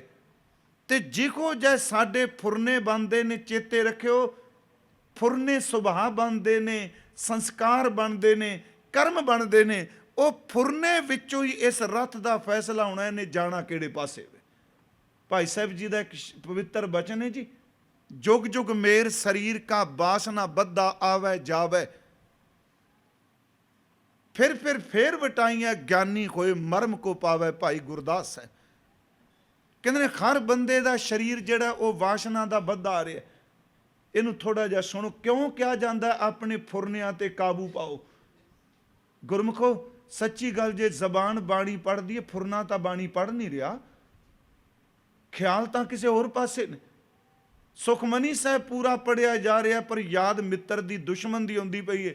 ਤੇ ਬੰਦਾ 24 ਅਸ਼ਟਪਦੀਆਂ ਪੜ੍ਹਨ ਤੋਂ ਬਾਅਦ ਵੀ ਮੱਥੇ ਤੇ ਤਿਉੜੀ ਲੈ ਕੇ ਉੱਠਦਾ। ਕਿਉਂ? ਕਿਉਂਕਿ ਉਹਦੇ ਅੰਦਰ ਵਾਲਾ ਜਿਹੜਾ ਫੁਰਨਾ ਸੀ ਉਹਨੂੰ ਖਿੱਚ ਕੇ ਉਧਰ ਲੈ ਜਾਂਦਾ ਪਿਆ। ਜੋ ਕੁਝ ਸਾਡੇ ਖਿਆਲ ਨੇ ਅੰਤਲੇ ਸਮੇਂ, ਦੇਖੋ ਕਈ ਤਾਂ ਇਹਨੂੰ ਮੰਨਦੇ ਨਹੀਂ, ਜਿਹੜੇ ਨਹੀਂ ਮੰਨਦੇ ਮੇਰਾ ਖਿਆਲ ਉਹਨਾਂ ਨੂੰ ਪ੍ਰੂਫ ਦੇਣ ਦੀ ਲੋੜ ਵੀ ਨਹੀਂ। ਯਾਦ ਰੱਖਿਓ, ਮੈਂ ਸਤਿਗੁਰੂ ਦੇ ਬਚਨ ਕੱਲ੍ਹ ਹੀ ਸ਼ਾਇਦ ਕਿਤੇ ਸਾਂਝੇ ਕਰ ਰਿਹਾ ਸਾਂ, ਰਾਜਪੁਰੇ ਰਾਤ। ਮੈਂ ਕਿਹਾ ਇੱਕ ਜਗ੍ਹਾ ਤੇ ਆ ਕੇ ਭਗਤੀ ਕਰਨ ਵਾਲਾ ਵੀ ਕਹਿੰਦਾ ਹੈ ਵੀ ਟੱਠੇ ਖੂਹ 'ਚ ਡਿੱਗੋ, ਜੇ ਨਹੀਂ ਮੰਨਣਾ ਤੇ ਮੇਰਾ ਕਸੂਰ ਕੀ, ਮੈਨੂੰ ਮੇਰੇ ਰਸਤੇ ਤੇ ਚੱਲਣ ਦਿਓ। ਮੈਂ ਟੱਠਾ ਖੂਹ ਸ਼ਬਦ ਚਲੋ ਵਰਤੇ, ਕਹੋ ਕਬੀਰ ਅਬ ਜਾਣਿਆ ਜਬ ਜਾਣਿਆ ਤਉ ਮਨ ਮਾਨਿਆ। ਹੁਣ ਜੇ ਮਨ ਮੰਨ ਗਿਆ, ਉਹ ਕਹਿੰਦਾ ਨਹੀਂ ਤੂੰ ਮੰਨਦਾ, ਤੇਰੀ ਪ੍ਰੋਬਲਮ ਹੈ, ਮੇਰੀ ਨਹੀਂ। ਮਨ ਮੰਨੈ ਲੋਗ ਨਾ ਭਤੀਜੈ, ਨਾ ਭਤੀਜੈ ਤਉ ਕਿਆ ਕੀਜੈ। ਜੇ ਨਹੀਂ ਮੰਨਦੇ ਮੇਰੀ ਮੁਸ਼ਕਿਲ ਕੀ। ਕਬੀਰ ਸਾਹਿਬ ਵਰਗੇ ਮਹਾਂਪੁਰਖ ਨੇ ਇਸੇ ਕਰਕੇ ਕਿਹਾ ਕਿ ਕਬੀਰ ਲੋਕ ਕੈ ਨਿੰਦੈ ਬੱਪੜਾ, ਜੇ ਮਨ ਨਾਹੀ ਗਿਆਨ। ਮੈਂ ਕਿੰਨਿਆਂ ਨੂੰ ਜਾ ਕੇ ਅੱਜ ਬੜੀ ਬੜੀ ਮੁਸ਼ਕਲ ਜੀ, ਫਲਾਣੇ ਬੰਦੇ ਤੁਹਾਡੇ ਬਾਰੇ ਕਹਿ ਦਿੱਤਾ, ਉਹਦੇ ਬਾਰੇ ਤੁਸੀਂ ਕੁਝ ਬੋਲੋ, ਕੁਝ ਕਹੋ। ਮੈਂ ਕਹਿੰਦਾ ਸੱਚੀ ਗੱਲ, ਇਹ ਸਾਰੀਆਂ ਗੱਲਾਂ ਪਰਮਾਰਥ ਦੇ ਰਸਤੇ ਵਿੱਚ ਕੰਡੇ ਨੇ, ਇਹ ਚੱਲਣ ਨਹੀਂ ਦਿੰਦੀਆਂ ਬੰਦੇ ਨੂੰ। ਸ਼੍ਰੀਮਾਨ ਭਾਈ ਵੀਰ ਸਿੰਘ ਦੀ ਇਹ ਗੱਲ ਮੈਨੂੰ ਯਾਦ ਹੈ ਗੁਰਮੁਖ ਜੀਵਨ 'ਚ, ਕਿ ਸੱਜਣ ਚੱਲਿਆ ਸੀ ਸਫ਼ਰ ਤੇ ਉਹਨੂੰ ਰਸਤੇ 'ਚ ਗਿਆ ਜੀ, ਤੇ ਪਹਿਲੇ ਦਿਨ ਸਵੇਰੇ ਗਿਆ ਤੇ ਸ਼ਾਮ ਨੂੰ ਵਾਪਸ ਆ ਗਿਆ। ਲੋਕਾਂ ਕਿਹਾ ਵੀ ਤੂੰ ਤਾਂ ਬੜੀ ਦੂਰ ਮੰਜ਼ਿਲ ਤੇ ਜਾਣਾ ਸੀ ਤੇ ਵਾਪਸ ਕਿਉਂ ਆ ਗਿਆ? ਉਹ ਕਹਿੰਦਾ ਅਸਲ 'ਚ ਨਾ ਮੈਨੂੰ ਪਤਾ ਲੱਗਿਆ ਰਾਹ 'ਚ ਕੰਡੇ ਬੜੇ ਡਿੱਗੇ ਨੇ, ਮੈਂ ਝਾੜੂ ਲੈਣ ਆਇਆ, ਭਾਂਡਾ ਲੈਣਾ, ਸਾਰੇ ਕੰਡੇ ਖੂੰਜ ਕੇ ਪਹਿਲਾਂ ਸੱਟਾਂਗਾ, ਪਾਸੇ ਕਰਾਂਗਾ, ਫਿਰ ਤੁਰਾਂਗਾ। ਉਹ ਸਾਰਾ ਦਿਨ ਲੱਗਾ ਰਿਹਾ, ਅੱਗੋਂ ਕੰਡੇ ਚੁਣੇ, ਪਿੱਛੋਂ ਫਿਰ ਡਿੱਗ ਪੈਣ, ਪਿੱਛੋਂ ਚੁਣੇ, ਅੱਗੋਂ ਫਿਰ ਡਿੱਗ ਪੈਣ। ਉਹ ਕਲਪ ਜਿਹਾ ਗਿਆ। ਉਹ ਸੱਜਣ ਲੰਘਿਆ, ਉਹਨੇ ਕਿਹਾ ਵੀ ਕਿਵੇਂ ਚੁਣ ਲੈ ਸਾਰੇ? ਕਹਿੰਦਾ ਮੈਂ ਤਾਂ ਦੁਖੀ ਹੋ ਗਿਆ, 2 ਚੁਣਨਾ 3 ਫਿਰ ਡਿੱਗ ਪੈਂਦੇ ਨੇ। ਕਹਿੰਦਾ ਮੇਰੀ ਗੱਲ ਧਿਆਨ ਨਾਲ ਸੁਣੇ, ਨਹੀਂ ਚੁਣੇ ਜਾਣੇ, ਇਹ ਤਿੱਖੀਆਂ ਸੂਲਾਂ ਇਸ ਤਰ੍ਹਾਂ ਰਹਿਣੀਆਂ ਨੇ। ਤੂੰ ਸਬਰ ਕਰਨਾ ਤੇ ਪੈਰਾਂ 'ਚ ਜੁੱਤੀ ਇੰਨੀ ਕੁ ਕਰੜੀ ਪਾ, ਇਹਨਾਂ ਕੰਡਿਆਂ ਦੇ ਮੂੰਹ ਨੂੰ ਮਿੱਧ ਕੇ ਚਲਾ ਜਾ। ਉਹ ਕਹਿਣ ਲੱਗਾ ਤੇਰੀਆਂ ਲੱਤਾਂ ਖਿੱਚਣ ਵਾਲੇ ਬੜੇ ਪੈਦਾ ਹੋਣੇ ਨਹੀਂ, ਬਸ ਤੂੰ ਇੰਨਾ ਕੁ ਦ੍ਰਿੜ ਹੋ ਜਾ, ਇਹਨਾਂ ਨੂੰ ਲਤਾੜ ਕੇ ਅੱਗੇ ਨਿਕਲ ਜਾ। ਮੈਂ ਇੱਕ ਬੇਨਤੀ ਕਰਾਂਗਾ, ਜੇ ਇੱਧਰ ਜਿਹੜਾ ਫੁਰਨਾ ਹੈ, ਪਰ ਕਰਨ ਤੋਂ ਦੂਰ ਨਾ ਜਾਵਾਂ। ਫੁਰਨਾ ਸਾਡੀ ਜ਼ਿੰਦਗੀ ਸਿਰਜਦਾ। ਫਿਰ ਬੇਨਤੀ ਸੁਣਿਓ, ਫੁਰਨਾ ਹੀ ਹੈ, ਭਾਵੇਂ ਚਲੋ ਸਾਡੇ ਸੱਜਣ ਨਹੀਂ ਕਈ ਮੰਨਦੇ। ਦੁਨੀ ਚੰਦ ਸਰਾਧ ਕਰਦਾ ਤੇ ਗੁਰੂ ਕਹਿੰਦਾ ਤੇਰਾ ਬਾਪ ਤਾਂ ਬਘਿਆੜ ਬਣਿਆ ਬੈਠਾ ਹੈ, ਕਿਉਂਕਿ ਉਹਦੇ ਮਰਨ ਲੱਗਿਆ ਫੁਰਨਾ ਕਿੱਧਰ ਸੀ। ਇਹ ਰੱਥ ਚੇਂਜ ਹੋਵੇਗਾ, ਪਰ ਜਿਹੋ ਜਿਹਾ ਫੁਰਨਾ ਬਣਾਵਾਂਗੇ ਗੁਰਮੁਖੋ ਰੱਥ ਹੋ ਜਾ ਮਿਲ ਜਾਣਾ। ਇਸੇ ਕਰਕੇ ਗੁਰਦੇਵ ਨੇ ਬਾਣੀ 'ਚ ਸ਼ਬਦ ਕਰੇ, ਅਰੀ ਬਾਈ ਗੋਬਿੰਦ ਨਾਮ ਮਤ ਬਿਸਰੈ। ਮੈਂ ਜੋ ਤੁਕਾਂ ਸੁਣਾਈਆਂ ਭਾਈ ਸਾਹਿਬ ਦੀਆਂ, ਜੁਗ ਜੁਗ ਮੇਰ ਸਰੀਰ ਕਾ, ਇੱਥੇ ਵੀ ਮੇਰ ਦਾ ਅਰਥ ਆਤਮਾ ਹੈ। ਹਰ ਇੱਕ ਜਨਮ ਵਿੱਚ ਮੇਰਾ ਆਤਮਾ ਵਾਸ਼ਨਾ ਬੱਧਾ ਆਵੇ ਜਾਵੇ। ਜਿਹੋ ਜੀ ਵਾਸ਼ਨਾ ਹੈ ਉਹ ਜਿਹਾ ਸਟਰਕਚਰ ਹੈ, ਜਿਹੋ ਜੀ ਵਾਸ਼ਨਾ ਹੈ ਉਹ ਜਿਹਾ ਸਰੀਰ ਹੈ। ਤਾਂ ਹੀ ਸਤਿਗੁਰੂ ਨੇ ਕਿਹਾ ਅਰੀ ਬਾਈ ਗੋਬਿੰਦ ਨਾਮ ਮਤ ਬਿਸਰੈ। ਅਸੀਂ ਸ਼ਬਦ ਪੜ੍ਹਦੇ ਹਾਂ, ਅੰਤ ਕਾਲ ਜੋ ਲక్ష్ਮੀ ਸਿਮਰੈ ਐਸੀ ਚਿੰਤਾ ਮੈਂ, ਕਿਉਂਕਿ ਇਹਦੇ ਫੁਰਨੇ ਦਾ ਜਿਹੜਾ ਰਥਵਾਈ ਹੈ ਉਹਦਾ ਰਥ ਅੱਗੇ ਤਿਆਰ ਕਰ ਰਿਹਾ। ਅੰਤ ਕਾਲ ਜੋ ਲక్ష్ਮੀ ਸਿਮਰੈ ਐਸੀ ਚਿੰਤਾ ਮੈਂ, ਜੇ ਮਰੈ ਸਰਪ ਜੋਨ ਵੱਲ ਵੱਲ ਉਤਰੈ। ਚੇਂਜ ਹੋ ਗਿਆ ਉਹਦਾ ਰਥ।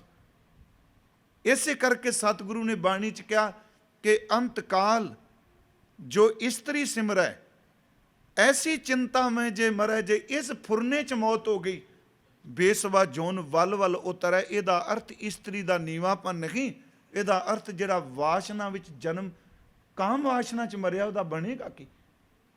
ਅੰਤ ਕਾਲ ਜੋ ਲੜਕੇ ਸਿਮਰੈ ਐਸੀ ਚਿੰਤਾ ਮੈਂ, ਜੇ ਮਰੈ ਐਸੀ ਚਿੰਤਾ ਮੈਂ, ਜੇ ਮਰੈ। ਮਹਾਰਾਜ ਕਹਿੰਦੇ ਸੂਕਰ ਜੋਨ ਵੱਲ ਵੱਲ ਉਤਰੈ। ਅੰਤ ਕਾਲ ਜੋ ਮੰਦਰ ਸਿਮਰੈ ਐਸੀ ਚਿੰਤਾ ਮੈਂ, ਜੇ ਮਰੈ। ਤੇ ਮਹਾਰਾਜ ਸੱਚੇ ਪਾਤਸ਼ਾਹ ਕਹਿੰਦੇ ਨੇ ਪ੍ਰੇਤ ਜੋਨ ਵੱਲ ਵੱਲ ਉਤਰੈ। ਅੰਤ ਕਾਲ ਜੋ ਨਾਰਾਇਣ ਸਿਮਰੈ ਐਸੀ ਚਿੰਤਾ ਮੈਂ, ਜੇ ਮਰੈ। ਬਦਲ ਤਲੋਚਨ ਤੇ ਨਰ ਮੁਕਤਾ ਪੀਤਾੰਬਰ ਵਾਕੈ ਹਿਰਦੈ ਬਸੈ।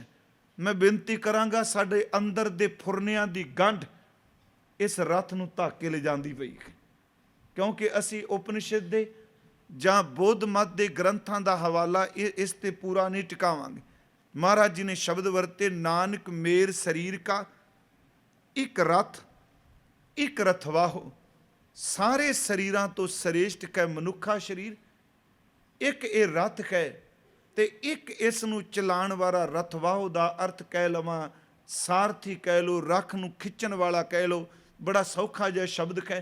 ਇਹਨੂੰ ਸਾਰਥੀ ਤੇ ਖਿੱਚਣ ਵਾਲਾ ਦੋਨੋਂ ਟੁਕਣਗੇ ਅਰਥ। ਜੁਗ ਜੁਗ ਫੇਰ ਵਟਾਈਆਂ, ਹਰ ਇੱਕ ਜਨਮ ਦੇ ਅੰਦਰ ਰਥ ਹਰ ਯੁੱਗ ਵਿੱਚ ਰਥ ਵਟੀਂਦਾ ਪਿਆ।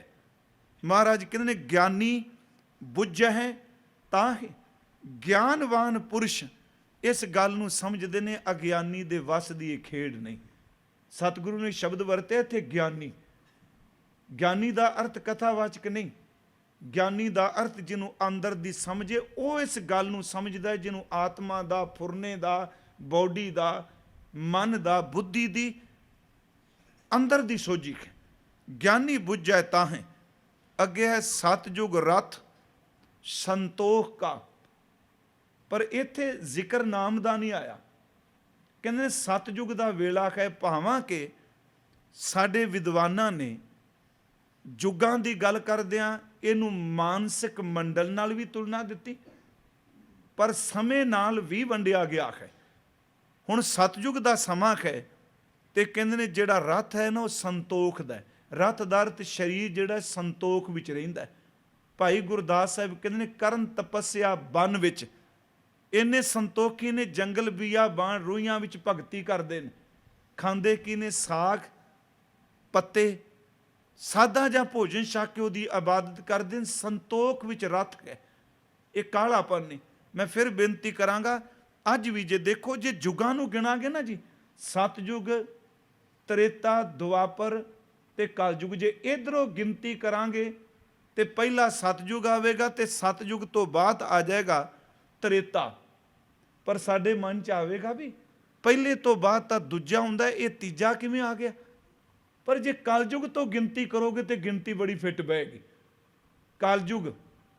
ਕਲਯੁਗ ਤੋਂ ਪਹਿਲਾਂ ਅਸੀਂ ਦੇਖਾਂਗੇ ਤੇ ਦੁਆਪਰ, ਪਹਿਲਾ ਕਲਯੁਗ, ਫਿਰ ਦੁਆਪਰ, ਫਿਰ ਤੀਜਾ ਤ੍ਰੇਤਾ ਤੇ ਚੌਥਾ ਸਤਯੁਗ।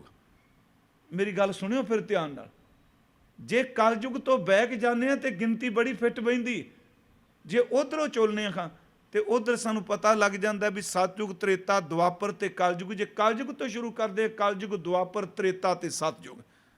ਸਮੇਂ ਦੀ ਵਾਂਡੇ 'ਚ ਕੋਈ ਸ਼ੱਕ ਨਹੀਂ, ਪਰ ਪਾਪ ਉਹਨਾਂ ਯੁੱਗਾਂ ਵਿੱਚ ਵੀ ਹੁੰਦੇ ਸਨ। ਪ੍ਰਹਿਲਾਦ ਹੈ, ਕਿੰਨਾ ਦੁੱਖ ਦਿੱਤਾ ਜਾ ਰਿਹਾ ਉਹਨੂੰ, ਪਰ ਉਦੋਂ ਜ਼ਿਆਦਾਤਰ ਬਿਰਤੀ ਕੀ ਹੈ? ਇਹ ਅੰਦਰ ਦੀ ਵੀ ਅਵਸਥਾ ਹੈ। ਸਤਯੁਗ ਵਿੱਚ ਜਿਹੜਾ ਸਰੀਰ ਦਾ ਰਥ ਹੈ ਸੰਤੋਖ ਦਾ, ਜੋ ਪ੍ਰਮਾਤਮਾ ਨੇ ਦੇ ਦਿੱਤਾ ਉਹਦੇ 'ਚ ਸਬਰ ਕੀਤਾ, ਪ੍ਰਮਾਤਮਾ ਦੀ ਭਗਤੀ ਇਬਾਦਤ ਵੱਲ ਚੱਲ ਪਏ। ਇਹ ਸਤੋਯੁਗੀ ਸੁਭਾਅ ਹੈ, ਇਹ ਸਤਯੁਗ ਦਾ ਰਥ ਹੈ। ਮਹਾਰਾਜ ਕਹਿੰਦੇ ਧਰਮ ਅੱਗੇ ਰਥਵਾਹੁ। ਅੰਦਰ ਜਿਹੜੇ ਧਰਮ ਦੇ ਫੁਰਨੇ ਨੇ, ਜਿਹੜੇ ਧਰਮ ਦੇ ਖਿਆਲ ਨੇ, ਉਹ ਇਸ ਬੰਦੇ ਦੇ ਸੰਤੋਖ ਦੇ ਰਥ ਨੂੰ ਅੱਗੇ ਲਿਜਾਂਦੇ ਪਏ ਨੇ। ਸਤਯੁਗ ਵਿੱਚ ਸਰੀਰ ਸੰਤੋਖ ਵਿੱਚ, ਇੰਦਰੇ ਸੰਤੋਖ ਵਿੱਚ ਨੇ, ਕੋਈ ਕਾਹਲੀ ਨਹੀਂ, ਕੋਈ ਕਲਪਨਾ ਨਹੀਂ। ਤੇ ਇਹਨੂੰ ਧਰਮ ਦਾ ਜਿਹੜਾ ਰਥਵਾਨ ਹੈ, ਖਿੱਚਣ ਵਾਲਾ, ਇਹਨੂੰ ਧਰਮ ਹੈ। ਬੰਦਾ ਧਰਮ ਕਮਾ ਰਿਹਾ ਹੈ, ਧਰਮ ਕਮਾਉਣ ਲਈ ਉਹ ਸੰਤੋਖੀ ਹੈ, ਉਹ ਤ੍ਰਿਸ਼ਨਾ 'ਚ ਨਹੀਂ। ਮਹਾਰਾਜ ਕਹਿੰਦੇ ਤ੍ਰੇਤੈ ਰਥ ਜਤੈ ਕਾ। ਤ੍ਰੇਤਾ ਯੁੱਗ ਆਉਂਦਾ ਹੈ ਤੇ ਹੁਣ ਬੰਦਾ ਆਪਣੇ ਜਤ ਨੂੰ ਕਾਇਮ ਰੱਖਣਾ ਚਾਹੁੰਦਾ। ਇਹ ਅਗਲੀ ਬੇਨਤੀ, ਜੋਰ ਅੱਗੇ ਰਥਵਾਹੁ। ਜੋਰ ਦਾ ਅਰਥ ਹੈ ਤਾਕਤ, ਸ਼ਕਤੀ, ਸੂਰਮਗਤੀ। ਕਹਿੰਦੇ ਨੇ ਬੰਦਾ ਤ੍ਰੇਤੇ ਯੁੱਗ ਵਿੱਚ ਆਪਣੇ ਆਪ ਨੂੰ ਸੂਰਮਾ ਬਣਾਉਣ ਲਈ ਤੁਰਿਆ, ਪਰ ਉਹ ਸੂਰਮਾ ਤਾਂ ਹੀ ਬਣ ਸਕੇਗਾ ਜੇ ਆਪਣੀ ਇੰਦਰੀਆਂ ਤੇ ਕਾਬੂ ਪਾਏਗਾ, ਤਾਂ ਜੇ ਜਤੀ ਹੋਵੇਗਾ, ਕਰੈਕਟਰ ਦਾ ਉੱਚਾ ਹੋਵੇਗਾ। ਤੇ ਇਹ ਸੱਚ ਜੇ ਮੈਂ ਬੇਨਤੀ ਕਰਾਂ ਕਿ ਸਰੀਰਕ ਤਾਕਤ ਨੂੰ ਇੰਨੀ ਤਾਕਤ ਕਦੀ ਨਾ ਮੰਨਿਓ ਜਿੰਨੀ ਆਤਮਿਕ ਤੇ ਸੁਰਤ ਦੀ ਤਾਕਤ ਹੈ। ਸਰੀਰਕ ਤਾਕਤ ਦੀ ਕੋਈ ਇੰਨੀ ਅਹਿਮੀਅਤ ਨਹੀਂ ਜਿੰਨੀ ਸੁਰਤ ਦੀ ਤਾਕਤ ਹੈ। ਸਰੀਰਕ ਤਾਕਤ ਵਾਲੇ ਬੰਦੇ ਜਿਨ੍ਹਾਂ ਦੀ ਸੁਰਤ ਗੰਦੀ ਹੈ, ਉਹਨਾਂ ਦੇ ਜੀਵਨ, ਕਿਰਦਾਰ, ਕਰੈਕਟਰ ਡਿੱਗਦੇ ਦੇਖੇ ਨੇ। ਜਿਨ੍ਹਾਂ ਦੇ ਕੋਲ ਸਰੀਰਕ ਤਾਕਤ ਇੰਨੀ ਨਹੀਂ ਪਰ ਅੰਦਰ ਦੀ ਸੁਰਤ ਬੜੀ ਬਲਵਾਨ ਹੈ, ਉਹ ਸੁਰਤ ਵਾਲੇ ਬੰਦੇ ਚੇਤੇ ਰੱਖਿਓ ਅੰਦਰ ਦੇ ਵਕਾਰਾਂ ਤੋਂ ਮੁਕਤ ਦੇਖਿਆ। ਇੱਥੇ ਮਹਾਰਾਜ ਕਹਿੰਦੇ ਨੇ ਕਿ ਹੁਣ ਤ੍ਰੇਤਾ ਯੁੱਗ ਆਇਆ ਹੈ। ਸੂਰਮ ਗਤੀ ਨੂੰ ਪ੍ਰਾਪਤ ਕਰਨ ਲਈ ਬੰਦਾ ਜਤ ਨੂੰ ਧਾਰਨ ਕਰੀ ਬੈਠਾ ਹੈ, ਆਪਣੇ ਇੰਦਰੀਆਂ ਤੇ ਕਾਬੂ ਪਾ ਰਿਹਾ ਹੈ, ਆਪਣੇ ਜੀਵਨ ਨੂੰ ਚੰਗਾ ਬਣਾ ਰਿਹਾ ਹੈ। ਜਿੰਨਾ ਕੋਈ ਆਪਣੇ ਇੰਦਰੀਆਂ ਤੇ ਕਾਬੂ ਪਾਏਗਾ, ਉਹਨਾਂ ਗੁਰਮੁਖੋ ਆਤਮਿਕ ਜੇਤੂ ਸੂਰਮਾ ਬਣੇਗਾ। ਸਤਯੁਗ ਰਥ ਸੰਤੋਖ ਕਾ, ਧਰਮ ਅੱਗੇ ਰਥਵਾਹੁ। ਤ੍ਰੇਤੈ ਰਥ ਜਤੈ ਕਾ, ਜੋਰ ਅੱਗੇ ਰਥਵਾਹੁ। ਤ੍ਰੇਤੇ ਦੇ ਵਿੱਚ ਇਸ ਸਰੀਰ ਰਥ ਨੂੰ ਜਤ ਜੋਰ ਜਿਹੜਾ ਹੈ ਉਹਦੀ ਤਾਂ ਪ੍ਰਾਪਤੀ ਲਈ ਇਨਸਾਨ ਆਪਣੇ ਜਤ ਨੂੰ ਅੱਗੇ ਕਾਇਮ ਕਰਨ ਦੇ ਲਈ ਇਸ ਤਾਕਤ ਨੂੰ ਰਥਵਾਈ ਬਣਾ ਕੇ ਖਿੱਚਣ ਵਾਲਾ ਬਣਾ ਕੇ ਅੱਗੇ ਜਾ ਰਿਹਾ। ਦੁਆਪੁਰ ਰਥ ਤਪੇਗਾ। ਹੁਣ ਦੁਆਪਰ ਦਾ ਸਮਾਂ ਆਇਆ ਹੈ ਤੇ ਲੋਕਾਂ ਨੇ ਤਪ ਕਰਨੇ ਸ਼ੁਰੂ ਕਰ ਦਿੱਤੇ। ਅਸਲ 'ਚ ਦੁਆਪਰ ਵਿੱਚ ਬੜੇ ਲੋਕਾਂ ਨੇ ਤਪ ਕੀਤੇ। ਮਹਾਰਾਜ ਕਹਿੰਦੇ 7 ਅੱਗੇ ਰਥਵਾਓ। ਇੱਥੇ 7 ਦਾ ਅਰਥ ਹੈ ਸਤੋ ਗੁਣੀ, ਜਿਹੜੇ ਮਾਇਆ ਦੇ 3 ਗੁਣ, ਰਜ ਗੁਣ, ਤਮ ਗੁਣ, ਸਤ ਗੁਣ। ਇਹ ਸਤੋ ਗੁਣੀ ਬਿਰਤੀ ਨੂੰ ਅੱਗੇ ਰਥਵਾਈ ਬਣਾ ਦਿੱਤਾ। ਇਹ ਅੱਗੇ ਤੁਰ ਰਹੀ ਹੈ ਤੇ ਮਹਾਰਾਜ ਕਹਿੰਦੇ ਨੂੰ ਕਲਯੁਗ ਆ ਗਿਆ, ਰਥ ਅੱਗ ਦਾ ਬਣ ਗਿਆ, ਇਹਨੂੰ ਖਿੱਚਣ ਵਾਲਾ ਝੂਠ ਆ ਗਿਆ। ਮੈਂ ਸਿਰਫ ਬੜੇ ਸਰਲ ਜਿਹੇ ਅਰਥ ਕੀਤੇ ਨੇ ਟਾਈਮ ਹੋਣ ਕਰਕੇ, ਪਰ ਇਸ ਲੜੀ ਨੂੰ ਆਪਾਂ ਅੱਗੇ ਤੋਰੀ ਜਾਾਂਗੇ ਜਿੰਨੀ ਦੇਰ ਤੱਕ ਪੌੜੀ ਦੇ ਅਰਥ ਨਹੀਂ ਹੋਣਗੇ। ਮੈਂ ਅੱਖਰੀ ਅਰਥ ਤਾਂ ਕੀਤੇ ਚਲੋ ਸਮਝ ਪੈ ਜਾਏ ਕਿ ਕੀ ਗੱਲ ਆਪਾਂ ਕਹਿਣੀ ਚਾਹੁੰਦੇ ਹਾਂ। ਸਤਯੁਗ ਵਿੱਚ ਸਰੀਰ ਸੰਤੋਖੀ ਨੇ ਤੇ ਧਰਮ ਇਹਨੂੰ ਖਿੱਚਣ ਵਾਲਾ ਰਥਵਾਈ ਹੈ। ਤ੍ਰੇਤੇ ਵਿੱਚ ਜਤ ਦਾ ਰਥ ਹੈ ਤੇ ਖਿੱਚਣ ਵਾਲਾ ਜ਼ੋਰ ਸੂਰਮ ਗਤੀ ਹੈ। ਦੁਆਪਰ ਵਿੱਚ ਤਪ ਦਾ ਰਥ ਹੈ, ਖਿੱਚਣ ਵਾਲੀ ਸਤੋਗੁਣੀ ਬਿਰਤੀ ਹੈ। ਕਲਯੁਗ ਆ ਗਿਆ ਤੇ ਮਹਾਰਾਜ ਕਹਿੰਦੇ ਨੇ ਕਲਯੁਗ ਦੇ ਵਿੱਚ ਰਥ ਅੱਗ ਦਾ ਹੋ ਗਿਆ। ਅੱਗ ਦਾ ਅਰਥ ਸੁਬਾਹ ਮੈਂ ਦੀ ਡਿਟੇਲ ਨਾਲ ਅਰਜ਼ ਕਰਾਂਗਾ। ਅੱਗ ਦਾ ਅਰਥ ਬਾਹਰ ਦੀ ਅੱਗ ਨਹੀਂ। ਗੁਰੂ ਗ੍ਰੰਥ ਸਾਹਿਬ ਕਹਿੰਦੇ ਨੇ ਬੰਦੇ ਦੇ ਅੰਦਰ ਅੱਗ ਦੇ ਵਕਾਰਾਂ ਦੇ ਭਾਂਬੜ ਮੱਚੇ ਪਏ ਨੇ। ਇਹਨੂੰ ਖਿੱਚਣ ਵਾਲਾ ਜਿਹੜਾ ਰਥਵਾਈ ਹੈ ਨਾ, ਉਹ ਕੂੜ ਹੈ। ਕਲਯੁਗ ਵਿੱਚ ਬੰਦਿਆਂ ਦੇ ਅੰਦਰ ਅੱਗ ਨਾਲ ਸੜਦੇ ਪਏ ਨੇ। ਕੂੜ ਫਿਰੇ ਪ੍ਰਧਾਨ ਵੇ ਲਾਲੋ, ਝੂਠ ਜਿਹੜਾ ਇਸ ਰਥ ਨੂੰ ਅੱਗੇ ਖਿੱਚਦਾ ਪਿਆ ਹੈ। ਇਹਦੀ ਡਿਟੇਲ ਨਾਲ ਵਿਚਾਰ ਆਪਾਂ ਸੁਬਾਹ ਦੇ ਦੀਵਾਨ ਵਿੱਚ ਕਰਾਂਗੇ, ਕਿਉਂਕਿ ਮੈਂ ਅੱਜ ਲੜੀ ਸ਼ੁਰੂ ਕੀਤੀ ਹੈ ਇਸ ਦੀ। ਮੈਂ ਯਤਨ ਕਰਨਾ 13, 14, 15 ਪੌੜੀਆਂ ਜਿੰਨੇ ਦਿਨ ਵੀ ਲੱਗਣ। ਆਪ ਜੀ ਸਹਿਯੋਗ ਬਖਸ਼ਿਓ। ਸਵੇਰੇ ਪੂਰੇ 8 ਵਜੇ ਆਪਾਂ ਵਿਚਾਰ ਪ੍ਰਾਰੰਭ ਕਰਾਂਗੇ। ਕੱਲ ਸ਼ਾਮ ਨੂੰ ਜੇ ਆਪ ਸਹਿਯੋਗ ਬਖਸ਼ੋ ਆਪਾਂ 7 ਵਜੇ 7:15 ਵਜੇ ਸ਼ੁਰੂ ਕਰ ਲਈਏ, ਕਿਉਂਕਿ ਸੌਖਾ ਹੋ ਜਾਏਗਾ। ਹੋਰ ਦੀਵਾਲੀ ਵਾਲੀ ਜਿਹੜੀ ਰਾਤ, ਉਸ ਰਾਤ ਵੀ ਆਪਾਂ ਵਿਚਾਰ ਕਰਾਂਗੇ।